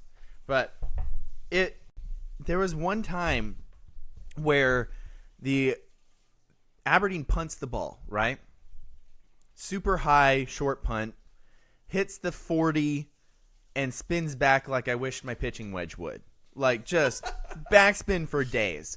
And as it's going back at the Aberdeen 49, so it passes the 50, at the Aberdeen 49, it hits an Aberdeen player. I think it was Jabron Brooks. Bumps off of him. It keeps going for another 2 yards before it stopped at the 47. I don't know the rule, but I would assume the officials knew the rule. Is it where it first got touched, or is it where it stopped? I assume it's where it stopped. That makes sense. So the sideline official goes and says it's here at the 47. The white hat comes over, head official comes over, picks up the ball, and from me to you away, does the weirdest little dance I've ever seen. And like goes, hokey pokey? Yeah, worse. He goes, is it here? Or is it here? Is it here? Is it here? And he's like jumping back and I apologize forth. to the audio audience because you're not getting to see this actual literal dance that Yeah, Daniel's this doing. is what the guy was doing. He was going, is it spotted here? Or is it spotted here? And he did it like 3 times. And I'm commentating going, what is going on? I'm clipping this video. What is this guy doing? And then, Justin, it gets better. Because he ends by jumping from the 49 to the 47. And I'm like, oh, that's well they're spotted. And then he spots it at the 46. Wait, that wasn't one of the yard markers that they were looking at? No! And it was completely arbitrary because he like jumped to the 47 and then went, haha, and then put it at the 46. And I was like, wait, Fucked you out. what are you doing? What's going on? So that was one of them. Yeah. There was other things I want that were you to similar. tell me about the holding call that got marked off from the wrong spot. So I was just getting to there. set the table. Yeah. Oh, okay. So to set the table for this was like it would have been a 3rd and 16, or it ended up being a 3rd and It 16, ended up and being it a should third have and been about a 3rd and 24. So it ended up being 3rd and 17. Okay. I'm out of breath. For from doing Washougal. the dance. Yeah. And this Okay. is 4th quarter with the game tied. Game's tied at 21. Yeah. Aberdeen has the momentum in this game at Yeah. this moment. Yes. Because it's 3rd and 7. Mm-hmm. And so you're like, okay, they're in a decent spot. If they get a stop here, stop them on 4th down because they're in like the weird 4-down territory. They'll probably go for it. They're in a good spot. The quarterback takes the snap, backs up. Aberdeen's defensive lineman just blast through. The quarterback does a Russell Wilson, runs backwards as he loops around the edge to escape. As he's doing that, one of the offensive linemen, about 6 yards, 7 yards deep in the backfield, grabs the back of one of the jerseys of the Aberdeen rusher who burst through. Obvious holding call. Right. Flag gets thrown. Everything's fine. I'm like, oh, there's holding. The quarterback actually ends up running for like 20 yards. But you're like, yeah, it's holding. No, who cares? And it's going to be, okay, I'm doing my calculations. I'm like, all right, this should be around like, I think like 3rd and 23, 3rd and 26, somewhere in that area. And there's a long discussion. Rob says that it's where the ball's touched, so it should have actually been at the 49. Okay. So it's even worse than I thought it was. Actually, and if anyone doesn't know, Rob Burns would be. This is the person that taught me how to score and stat football games. He Right. would be like one of the first people I would ever ask if I had a question for clarification on Yeah. a rule. So they're trying to figure out where to spot the ball for the holding penalty. Now, multiple times throughout the game, they haven't done the whole, okay, go to the specific spot and march it down like you usually see painstakingly done in all of our games where no matter what, we have to go to this spot, we have to march it off, even though it's, false start. We know it's a 5-yard penalty. You could just put it 5 yards past. It's from one 5-yard marker to a next. Yeah. No, they haven't done this multiple times this game. So I'm like, oh, that's weird. So in this one, the linesman, same linesman, by the way, who was involved in the other fiasco, is down like where I think the ball is going to be spotted. And he has the ball. And Washougal's offense is all down there. Mm-hmm. And he has the ball. And I'm like, oh, I guess they're just going to spot it down there. Meanwhile, the flag is back where the holding took place. Mm-hmm. And Aberdeen's kind of lingering around the flag, waiting for it to like get officially spotted. Mm-hmm. And then it seems like the guy's just going to spot the ball down there. So Aiden Watkins hustles over, scoops up the flag, tosses it to the white hat. Just trying to help you out. Yeah. The white hat goes, and then all of a sudden the linesman comes back all the way to the line of scrimmage, where the line of scrimmage was at 3rd and 7, and marks off the 10 yards from there. And at this point, I'm losing my mind on the broadcast, and I'm sitting right. Yes, you heard. I'm sitting right next to the Washougal public announcer, and I'm looking over at him like, I'm not crazy, right? Like, I know this helps you guys, but I'm not crazy, right? And they're like, no, this is the weirdest thing I've seen. Like, well, this is bizarre. And I'm like, what is going on? And then, of course, I watched the next play, and as you can imagine, 3rd and 17 should have been 3rd and 23 or 3rd and 26. What do you think happened on the next play, Justin? They got 18 yards and a first down. 18 yards and a first down. Yeah. So it sustains the drive. They score a couple plays later. And I literally, I can't remember the last time I've done this. Yeah. And it definitely wasn't during an Aberdeen game because, as I mentioned earlier, total Hoquiam homer here. Yeah. I spiked my pen into the desk in front of me as they got the 18-yard play. You threw a pen? I spiked it. It almost bounced up and hit the PA announcer's girlfriend. Like, oh my! You were almost guilty of assault. Assault and pepper. Here's a few quotes from Daniel around that time. These officials are just bizarre. Now they're completely lost. What's going on? This is bizarre. What just happened? So confused. Because their confusion spilled over to you. Yeah. And the whole press box. Yeah. Which was just me and the scorekeepers and PA announcers from Washougal. Who, that's a whole nother story. But, yeah. So, and with the flow of the game, that was a death knell. Yeah. For Aberdeen. Right. Because they had the momentum. They lost the momentum. They gained it back. Yes. And when Washougal scored, you could just be like, okay, that changed the entire complexion of this game. Yeah. Because Aberdeen had just scored on a 6-minute and 55-second drive. Because running the ball is what was working the best. And they couldn't do anything else. Mm-hmm. But that type of offense was extremely successful, and they could not stop Aiden Watkins. They could not stop Marcus Hale. And there was no way that Washougal could stop them. Mm-hmm. The only thing that stopped Aberdeen was themselves. And so you had the feeling like, all right, you stop them here on this 3rd and 26. You force at best a field goal.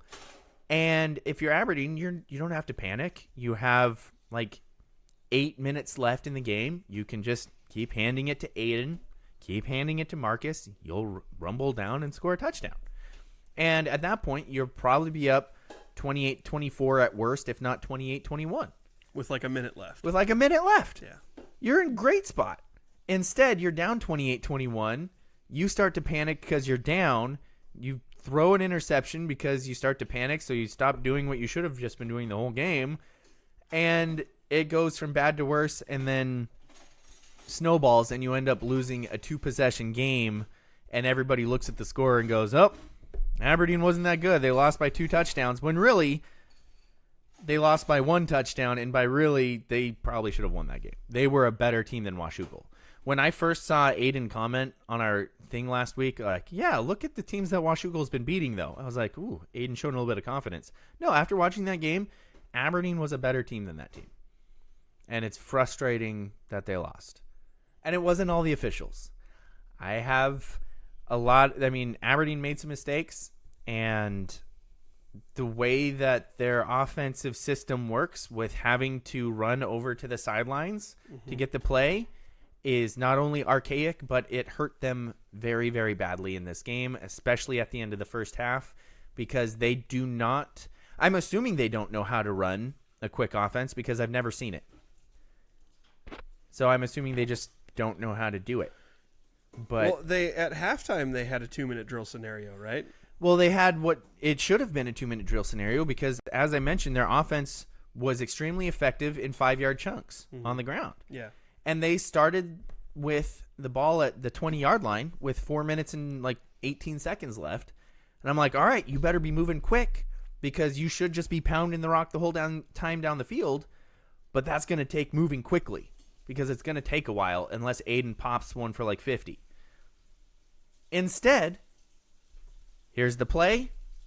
Grady runs over to the sideline, gets a play in no certain hurry from the coaches, runs all the way back onto the field, tells it to the huddle. They run over to their spots, and 15 seconds have gone by, at least, in between every play. So, yeah, they're marching down the field. They get to the 45, and they're marching, and then they look up at the clock, and they're like, oh, shoot, we only got 1 minute and 50 seconds left. And then they do something out of character, turnover happens, and it's just all shut down. It's just like there is no urgency from anybody. I was looking at the sidelines, and I'm sorry if you're an Aberdeen fan as I'm broadcasting the game, but after the first play, so there's still like 4 minutes and 15 seconds left, I'm going, all right, you better go. You better go. I'm saying this on my broadcast. You better go. I'm like, oh, and he runs over and gets the play. And he runs back, and he tells it to the huddle, and the huddle breaks the huddle, and now they run the play. Do you know how many Monty plays would have been run in that period of time? 6. Yes. Sometimes I don't get to talk in my play-by-play because the 2-minute drill is going so quickly for Montesano. It's ridiculous. Ian will get done calling a play for Montesano, and I'll go to start saying something and realize, oh, I'm sorry, Montesano's running another play. I can't say anything.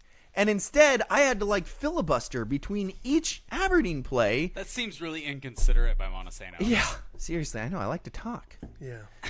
But it was frustrating because Aberdeen, Washougal had no answer for Aiden up the middle and for Marcus up the middle. They had no answer. Aiden, after the first half, had 10 carries for 80 yards and 2 touchdowns. What was his final stat line? Do you I remember? had him. I mean, I'm not as good as keeping stats as Ian is, and there was 3 plays where I missed in the middle of the game because my other job called me, and I had to like take a commercial break and take the call and do some stuff.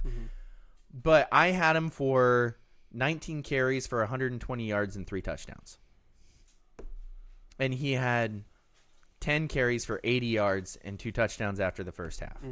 He was averaging 8 yards a carry. And actually, there was a couple plays where big plays that penalties called back. And in those situations where you're watching running teams and you see a penalty and they go from 1st and 10 to 1st and 15, and you're like, they're probably not going to be able to make it. No, they were so dominant. That happened multiple times, and Aberdeen still ended up getting the first down on that sequence. Yeah. Because they were that dominant in that full house backfield where Grady was under center. They had Marcus at the fullback. And then they had Micah Schroeder and Aiden Watkins split behind him. So that is different from what they were doing earlier in the year, right? So this is an adjustment from earlier when they were doing a lot more passing and a lot more spread out stuff. And they were just pounding the rock. And it was working. And then every now and then they drop Grady into a shotgun and they do a handoff there, and that would work. Not as consistently, but it would still work. But good to have a change of pace. You Yeah. Try to get a big hitter every once in a while. Exactly. And then they had one big completion on one of their touchdown drives where they threw a seam pass to Marcus Hale, who made a great catch. And they tried that same exact play 3 other times, and I think it was 3 interceptions. So it was like, yeah, it worked once. And Washougal was like, hey, we shouldn't let that happen again. Yeah. And then they didn't. And it was just... It was frustrating. Frustrating when you make a long trip and you broadcast a game and you think your team should win and then they end up losing. Yeah.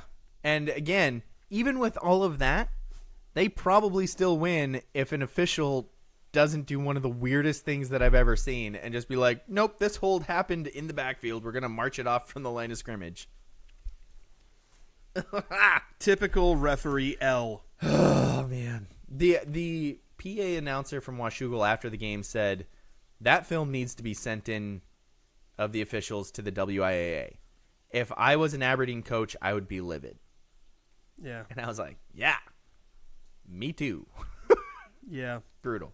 It's always hard, like, you know, people give you the side eye when you blame the officials, like, oh, we lost the game, but the officiating, blah, blah, blah. But there are times when it needs to be mentioned that the officials had a significant impact on the outcome of the game. And unfortunately for Aberdeen, you know, they had a good year. They finished third in a league which the top two teams are both very good. Tumwater's the number 1 overall seed in the 2A state tournament, and I think WF West is 11 or so, but I think people view them as a very dangerous team in the state tournament, and they finished behind those two and ahead of the other 4 teams that are in the league. Right. So they had a good year. Yeah. And, you know, having a shot to go to state and missing it that way when your program has struggled so mightily to get over that hump, it kind of stinks. Absolutely. Thank you to Travis. He says, glad I found you guys. We'll watch again. Love me the 1A. I love the 1A. I know I was just talking about Aberdeen, a 2A team, but I'm a 1A guy. And then he says, oh, yeah, go Cashmere Dogs. I'm assuming Cashmere just another one of those Bulldog mascots? Yeah, I believe so. Just, you know, one of like 100 across the state? Yeah. Oh, we've seen a lot of Cashmere over the seen a lot of years, too. Like, they're one of those teams that's always up there. It'd be nice to have a Cashmere contact, actually. So, Travis, be sure to watch again, because I'm sure when basketball season comes around, we'll be talking about Cashmere yet again, and we see him play Monty all the time. Yeah. So that was story time about the Washougal trip. So briefly before we get into naming Jane Roloff the athlete of the week, I want to talk a little bit about Monty's game against Stevenson. What's there to say? Well, okay, so here's the 71-0. Here's the big thing. When you see a score, can we come up with a better term for Felix Romero's sniper kick, or should we just call it the sniper kick? It's a hard squib. It's not a hard script. He picks out some poor, unsuspecting frontline blocker sometimes and he drills misses. him in the face. But sometimes he misses. It's hilarious. Actually, often he misses. Felix, you need to do better. Yeah. You've only hit somebody like half a dozen times this year. It's awesome. I think that I like the strategy is like, hey, if we do this enough times, every once in a while, it's going to hit somebody. And when you don't, it doesn't matter. No, it does. Well, it's still hard to handle but again, like I would say, every team would probably like to do this. Yeah. But not every team has a Felix Romero. Yeah. And even NFL teams. Felix is really good at this. Yeah. And sometimes I watch it happen and I'm like, what was that guy supposed to do? Like this one, it just flat out hit the guy in the face. Yeah. And it's coming in so hard. We saw it in the Elma game. Yeah. And after that player got hit in the face on the first one, he started literally like diving on the ground every kick after that. Yes. There was another one earlier in the year where it bounced right in front of the guy. And he seemed like, oh, I'm going to recover this. But then it bounced straight up into his face. So it hit him in the feet and it hit him in the face. And then it bounced about 30 feet up in the air. Like right to a Montesano player. So like this is a thing that Felix is just really good at. Yeah. But when you go out and you demoralize a team right off the bat. Yeah. And then Pax just burped. Good push, buddy. I think Stevenson came in probably knowing that they were the lesser team. Yeah. And then, you know, their coach was vocal on the sidelines about like, hey, they're better than us. You don't need to help them with penalties. Ooh. Early in the game when the score wasn't that out of hand. Ouch. So imagine being a player hearing that. Ouch. But when... That's not good motivational speaking right there. When Monty was up 14-0, when Stevenson hadn't even run an offensive play, right, there was just a visible deflation on the field. And you don't get to 44-0 in the first quarter just because you're that much better than a team. Yeah. Like they were deflated. Yep. They were defeated before the third touchdown was scored. And I think also like, well, it sounds like if that's the wording from their coaching staff, they were defeated that starting that week of practice. Difficult to hear. Yeah. And again, I would reiterate, like, how would you feel being a player? Not great. And hearing your coach say that. Yeah. So you know, it was a perfect storm of like things going just right for Monty, things going just wrong for Stevenson, and then when Stevenson you see, Bulldogs, by the way. yeah, slick uniforms, by the way, maroon and baby blue. They are pretty nice. They're always nice. I've always thought Justin's that. two favorite colors. Yeah, exactly. Yeah. I've never been to Stevenson, but I've always told my family if we move anywhere else, we're going to Stevenson because maroon and baby blue Bulldogs. Come on, You can keep most of your gear. 100% of it. Yeah. I think when you see a 71-0, like it's a reflex to be like, yeah, Yeah, how did was- that happen? That was mine. I would like everyone to know I was there. I know this team really well. Early in the second quarter, a lot of subs mixing in. Typically, even in a mercy rule game, you'll see starters on the offense come out for one drive. Right. That didn't happen. So, while, like, you know, Monty definitely wanted to preserve the shutout and they wanted to have the best margin of victory possible, and everyone who was on the field tried at all times. They slowed down the offense, so they stopped running hurry up. Did they do that by sending the quarterback to the sideline? No, they just stood there. Gotcha. Yeah, and watched. Yeah. Yeah. And then actually a few times the quarterback did come to the sideline, but I think it was once they had the JVs in and it was helpful to give him some information. I always assume that Aberdeen just, in general, doesn't like their quarterback and wants him to run wind sprints the whole game. Even back, like, you go back to Vic Chima. Right? He was running to the sideline every play. It's like, hey, do we want our quarterback to also be good at cross country? Because he's going to run about 6 miles during this game. Well, those are completely different programs too. Yeah. Like, Yeah. Yeah. there might be only a single person who is still in the Aberdeen coaching Jeez, if that. system. Maybe as not. that- I don't think there's any. I don't think there's from that. anybody from Veek's here. When did Joe Fagerstadt start coaching? Well, Joe's not a coach there anymore. That's true. He's coaching middle school. Yeah. I was thinking in the whole In the whole program. school program, but yeah. Yeah. So I just want people to be rest assured, significant subs mixing in the second quarter. The second Justin's- half was all JV. I just like it's a Justin's- 71. It's a cringe thing, and I don't want it to be like, oh, look at what Monty did. They ran up the score, and it's not what happened. Okay, strong bad. They ran up the score. In the fourth quarter, for the last two full offensive possessions, and I was watching this closely because I have a freshman Yep. on this team. Every freshman who suited up was on the field for two. Well, most of them were on the field for two full offensive possessions. My son was on the field for two full offensive possessions playing tackle. And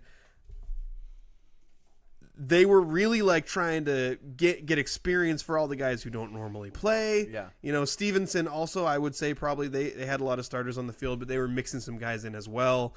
So when you see 71-0, I don't want people to get up into arms about it. I think that it was handled appropriately. No bias. But also Fake news. for Monty with seeding, you needed What a to, bunch of jerks. you needed to Running up the score. I bet the freshmen were trying their hardest. Yeah. Gosh. The other point I wanted to make about this Start was, taking knees, man. although I know that Stevenson was like my thought going into it was like, okay, we're going to mercy rule these guys. Like I understand Monty was way better, but Stevenson is a heavy passing team. It was a really bad day to pass the ball, Yep. and they still tried, and it wasn't successful either because the quarterback couldn't get a handle on it or guys couldn't catch the ball. So I think there was a lot of different things that led to this. Couple guys I wanted to mention with good performances. Gabe got over 100 yards, only carried the ball 9 times, 2 touchdowns. Felix Romero, which is a wrinkle to this offense that I've really enjoyed in the second half of the season. He goes in there at quarterback in like a wildcat kind of a thing, and pretty much every time he just runs the ball. And he's so good with the ball in his hands that it tends to generally work. He doesn't come in and play quarterback so much as he comes in and plays Lauthen. Yes, yes, that's a very good comparison. And also Mason Rasmussen, who recently was named all league on both offense and defense for Montesano, had a really good pick 6 in this game, and had just a very good overall game. So I just wanted to shout out a few guys, and then we don't need to talk about it anymore because we're going to have some Montesano football to talk about next week as well. Well, we also, we haven't talked about the all-league teams yet. Mm-hmm. So I think that's something we need to mention before we Okay, name I'll pull it up. Never Stops Running Jamin Roloff the Athlete of the Week. Yeah. But she hasn't been named yet. Yeah. But she's going to, but not yet. Well, yeah, and if It's you one go of those- if you go to our Facebook page right now, there's a lot of Jane Roloff. I mean, on there. it's one of those now but not yet things. Yeah. You know? So for the Evergreen Football 1A All League honors, actually East County swept all the MVP honors because you had for Montesano, Gabe Bodwell named league MVP, Peyton Domashevitz, no relation, named defensive MVP. What's the J stand for? And Montesano's Camden Taylor named lineman of the year. And then A new award because Yeah. Cam's so good they had to make one for him. yeah. Well, and I don't it makes sense. I don't know if it's like one of those things that, maybe it's happened before, but I don't know how long ago. I don't remember seeing it before. Yeah. But They should call it, even though they probably didn't have it for this, they should call it it should have been the inaugural Hutton Napier Award. well, yeah, I think Hutton actually was the defensive MVP, wasn't he? Yeah, I think he was. think he was was. defensive MVP, first team defense, first team offense line. He was all state too. He was so good. Yeah. Oh, he was so good. Yeah. Well, he should have been defensive MVP if he wasn't because he led the team in tackles as a defensive end. Yes. Anyway, also Elma's Carter Studer was named Offensive League MVP. And I'll just run through our local players who got all league honors. Yeah, we don't care about Tenino or Eatonville. Second team quarterback Tyson Perry for Monty, sophomore who stepped in for Jackson Wilson, done an admirable job. For running back, first team Monty's Bodie Polar, and second team Hoquiam's Dominic Stansteifer. As receivers, first team, already mentioned this, Mason Rasmussen for Monty, and then second team Jackson Schneider for Elma. In tight ends, first team for Montesano, Tyler Johansson, and second team for Hoquiam, Chance LaBounty. On offensive line, they just did first team. They didn't do second team, but it was Nathan Dowler for Monty, Peyton Domashevitz for Monty, no relation, Tanner Thompson for Elma, and Trevor Turpin for Hoquiam. On defensive line, yeah. Nathan came in as an injury replacement, didn't he? Yeah, it was first game. The first What- game. Yeah. Nathan's a heck- sophomore. What a heck of a year for Nathan. Yeah. That's impressive. Yeah. That's awesome because I didn't think I could find an offensive lineman who weighed less than your son. Yeah. There he is. He's also tall. He's like and 6'2". and he's also all league. What a year for Nathan. Yeah, That's Nathan awesome. did a great job. Yeah. And that was one where like Nathan is like, he's a really hard worker. He's every coach's dream. He's the guy who's going to go out and do exactly what you tell him to all the time. Yeah. But he's slight. He's slight of frame. Yeah, he So- does not look like an offensive lineman. No, and he's done a fantastic job coming in. And then on the defensive line, they also did only first team. So we had Tyler Johansson from Monty and Tanner Thompson from Elma. As linebackers for the first team, we had Montesano's Gabe Pahala, which I'll say right now, as a junior, I think next year, if Monty ends up top of the league, really good chance that's your defensive MVP. Middle linebacker for Monty has well over 100 tackles at this point. Another first-team linebacker, Mason Rasmussen from Monty. And then on the second team for Elma, you had two, Isaac Phillips and Bo Muller. As defensive backs for first team, you had Hoquiam Xander Jump and Monty's Bodie Polar, both very deserving. And then also, whether you call him the Missile or whether you call him Five Jackhammers, Elma's Traden Carter as a first-team defensive back.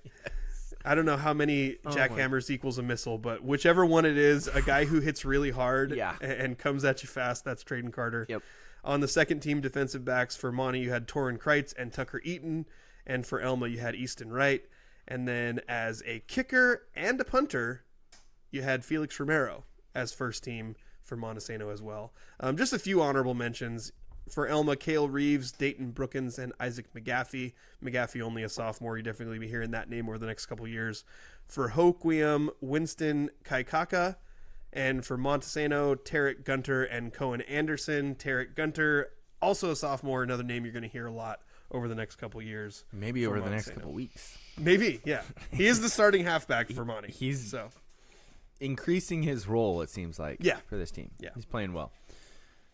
All right. Thank you for running through those. I appreciate that. So Gabe Bodwell, Yeah. Athlete of the Week. No.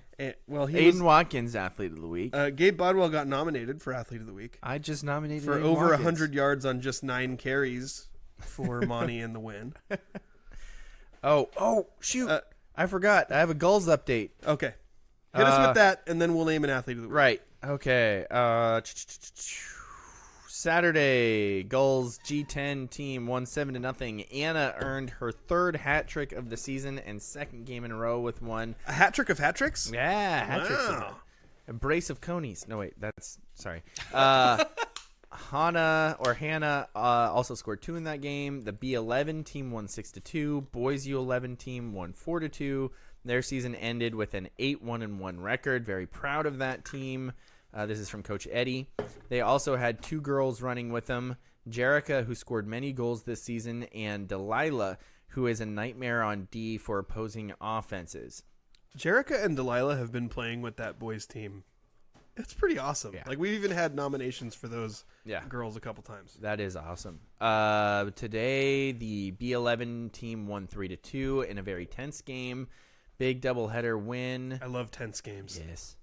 Up to this point, the Gulls have won all 4 of their 5 games. The B09 select team is playing right now.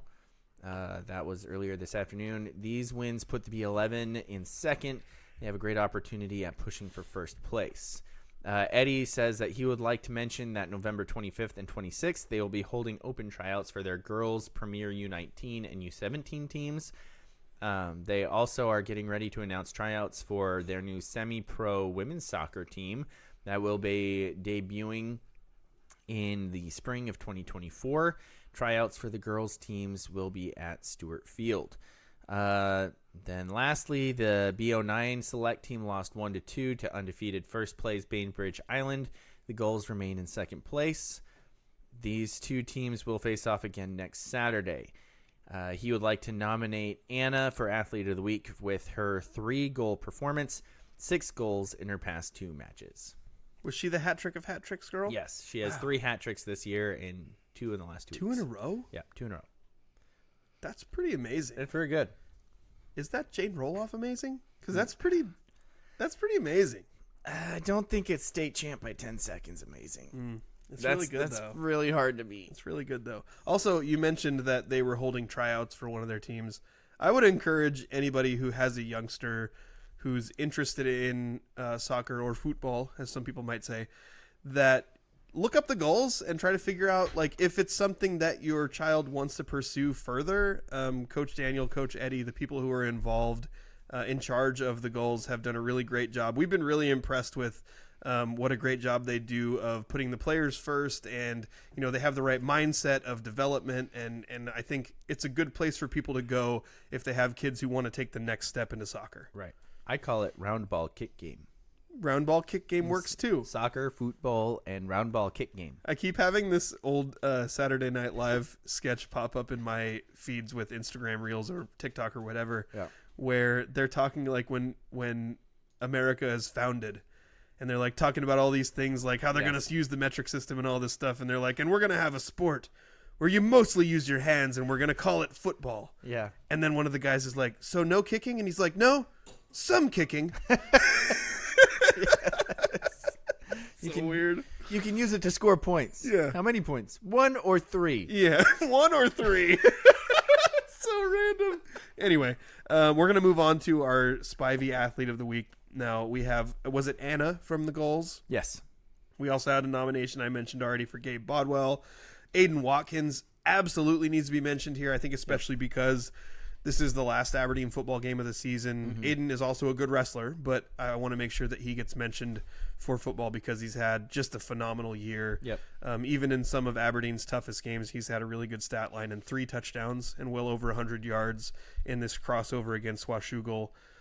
Jane Roloff, the future Spivey Athlete of the Week for Hoquiam Cross Country, won the state title pretty convincingly. I watched the video of her crossing the line, and when she crossed the line, you couldn't really even see who was behind her. I'm not sure if it lands how much 10 seconds is, but that's a really big deal. Yeah. Do you want me to count off 10 seconds? No. It takes a long time. I don't. Well, counting to 10 is not always easy. So I wonder, remember what we were talking about last week? Yeah. Because she got beat at districts Yeah. by Montesano's Haley Schweppe. Yes. And so Andrew was like, I wonder if there's, what's it called, Andrew? Taper. If there's tapering going on. I think this probably proves that there's some sort There of might be something some going other on. stuff going on because I talked to some cross-country intelligent people this week. Okay, you said some other stuff like it was nefarious, but No, Okay. nothing nefarious. But Okay. like, there's a team element of cross country that I hadn't considered.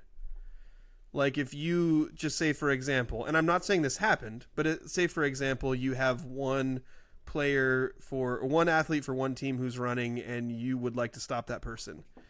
You can have all your runners make a concerted effort to get a really quick start. Have your fastest runner get out front.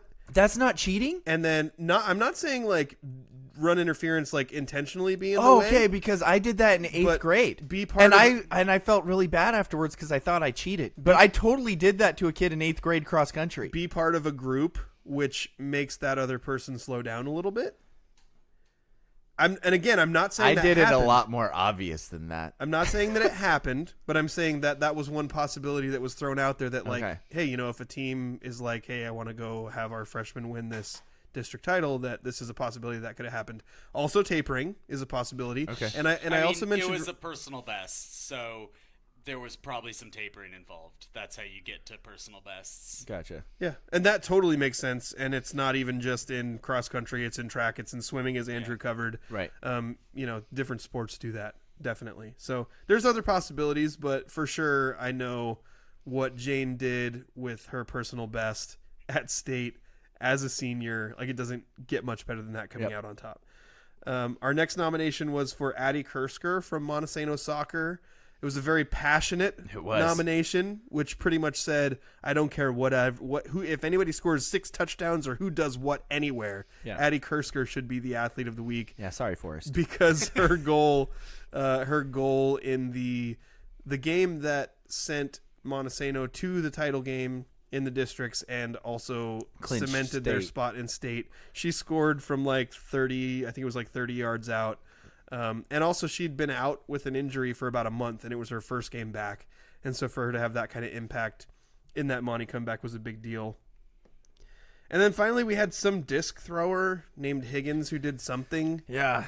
I don't remember exactly what it was, Yeah, like a neither do I. state title after having like some kind of surgery that prevented them from being able to compete in the sport for a Johnny while. Tom surgery, I But believe. then Oh, Jamie Tom. Jamiton, yeah. And then they came back and it was like, hey, I'm going to be like a little bit better than everyone else. That's awesome. Yeah. Oh, yeah. Oh, no, I made a mistake. Uh-oh. I said that I talked with someone who was intelligent about cross country. I was talking about Francis. I accidentally called him intelligent. I didn't mean it. I did not mean it. I take it back. I gotta say, I hope that that's not what happened, but it does kind of explain what happened, maybe. And I get the group of runners thing, like just kind of, as long as they're not like intentionally getting in somebody's way. This is bad. I am embarrassed about this. Yeah. When I was in 8th grade, we had a district meet to end the year for cross country. And there was one runner that could compete, and he really couldn't, but could compete with our best runner. And so all of us got together and we were like, yeah, we're not going to let that kid win. And so I didn't do this, but somebody may have accidentally, possibly purposely tripped at the beginning of the race. It was you. It wasn't me. That wasn't me. Who But was it? Say the do name. you know how a cross country race starts? Yeah. Everybody's just in a pile. Mm-hmm. And so imagine someone tripping at the beginning. Total accident. Total accident. Imagine the carnage that starts when somebody tackles somebody at the start of a cross country race. Yeah. It was carnage. So I tiptoed through You're that. using the term race really loosely. Yeah. Here. Yes. And then I ran hard as fast to get out. Guy caught up to me. And I literally did the brake check maneuver on You him. ran interference. Yeah, I was like, oh hey, here he comes, and then I stopped, and then he bumped into me and Would went you have past been me. called for PI? And then probably. Yeah. And then I did it 2 more times because I didn't care about running the whole race. So then I'd sprint in front of him and brake check him again. Yeah. Until finally he was like, stop it, and pushed me, and I'm like, okay, I think I've done Yeah, my but job. you got pushed by a cross country guy. Like, how hard could it have been? That was not his best sport. He was a really good athlete. Really? I'm Who was surprised it? we're kind of friends now. He was my high school rival back. was it? He was a runner for Elma. His name was Brett Bierbauer. Oh. really good Bierbaur, athlete. that's an Elma name I know. Really good athlete, and not a cross country runner, just their best athlete Does overall. he remember that you did that to him in junior high? I don't know. Brett, do you remember? Do you remember Daniel with a pass interference on you? If you're hearing this, If I'm going to find Brett Bierbauer and reach out to him and ask if he remembers that. If our schedule ever aligns so that he can play on one of our softball teams, because I ask him whenever we have a tournament, because he's really good.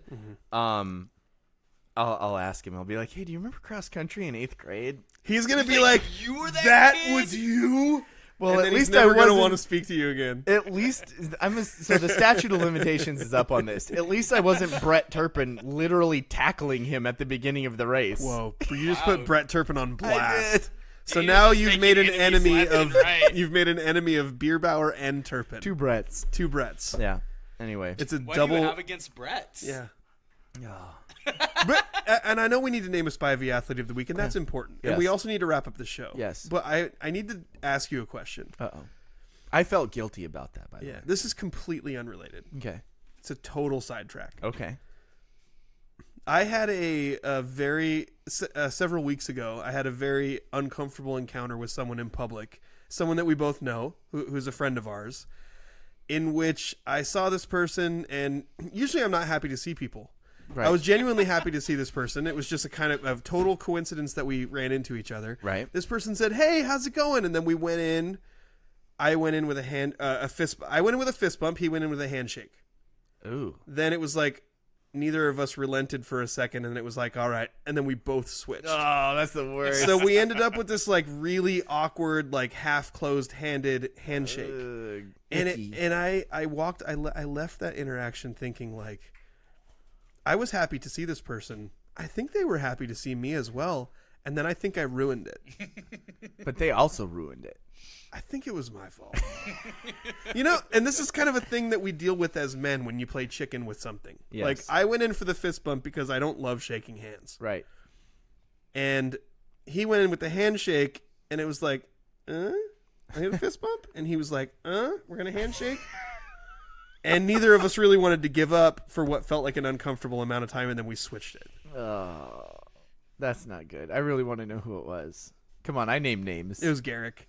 Oh, okay. Yeah. Luckily, it all works out because Garrick's a really nice Garrick's guy. awesome guy. Yeah. But that's awkward. Like It was like, yeah. What I like to do is when you go in for like a high five and someone gives you a fist bump, you do the joystick. Like you grab their fist and you go, joystick. Like that. Oh, weird. I've done the I've seen the turkey done. What's the turkey? Like high five, and then it's This. got turkey going on there. I have a friend who now every time we see each other, we do like a weird high five knuckles thing like this because one time in a softball game we both like went in between and then it just ended up like that. How does this happen? Like, don't why know. can't we have one universal thing that everyone does to greet each other? Exactly. Like in Bible times, they just kissed on the cheek. We could. I'm I not don't doing want to that. do that. No, but I'm saying like something. I'm not saying that, but something like that. Yeah. Like What is like a kiss on the cheek? A fist bump. I don't. It's like two fists kissing each other. Wow. Some people would call in it. this fist week's bump. Some episode, people might call it fisting. You just have two. stop. Okay, sorry. Did I make a mistake? For this week's episode, Did I say something wrong? Did we name an athlete of the week? yet? no. I mean, we've named it the whole show. Jane Roloff, congratulations. You are our Spivey Realty Athlete of the Week. It's much higher accomplishment than being a state champ. Just going to throw that out there. Like, Sorry, Jane. We know you're a senior, but you've peaked. Oh, and you have track still, but no, Yeah, sorry, you've like- peaked now. and I know you won a state championship, and that's cool and all. But now you can really celebrate because you are our Spivey Realty Group Athlete of the Week. Congratulations. State title. Won by over 10 seconds, which is just stupid. Yeah. Jane never stops running Roloff. There she goes. She just Yeah. Oh, she she just ran ran by? by She ran Andrew's by? house. I would encourage everyone, just this is 5 seconds before we wrap up the show. Okay. I shared a video of her crossing the finish line that Chad Allen posted. Oh, where'd you share that at? I shared it to our Facebook page. I want to watch. I want everyone to listen to it with the sound on because there's someone screaming in the background. That's my favorite part of the whole video. So go to our Facebook page, look up the video that Chad Allen shared of Jane crossing the finish line, and hear someone in the background just screaming with excitement in a way that really brought a smile to my face. I love it. That's going to do it for our show today. So, for my co-host, What's my Justin, nickname, Daniel? Fist Bump is like a kiss, Tomaszewicz. And my co-host, Daniel the Turkey Fist Hargrove. And our producer, Andrew the Tapering King Gross. I don't know. Andrew didn't really say anything this episode. The tapering knowing guy. Yeah. Andrew, the all-knowing expert of knowing things. Andrew, the Seahawks defense is still good, gross. You've been listening I'll to the stand by scrimmage. that.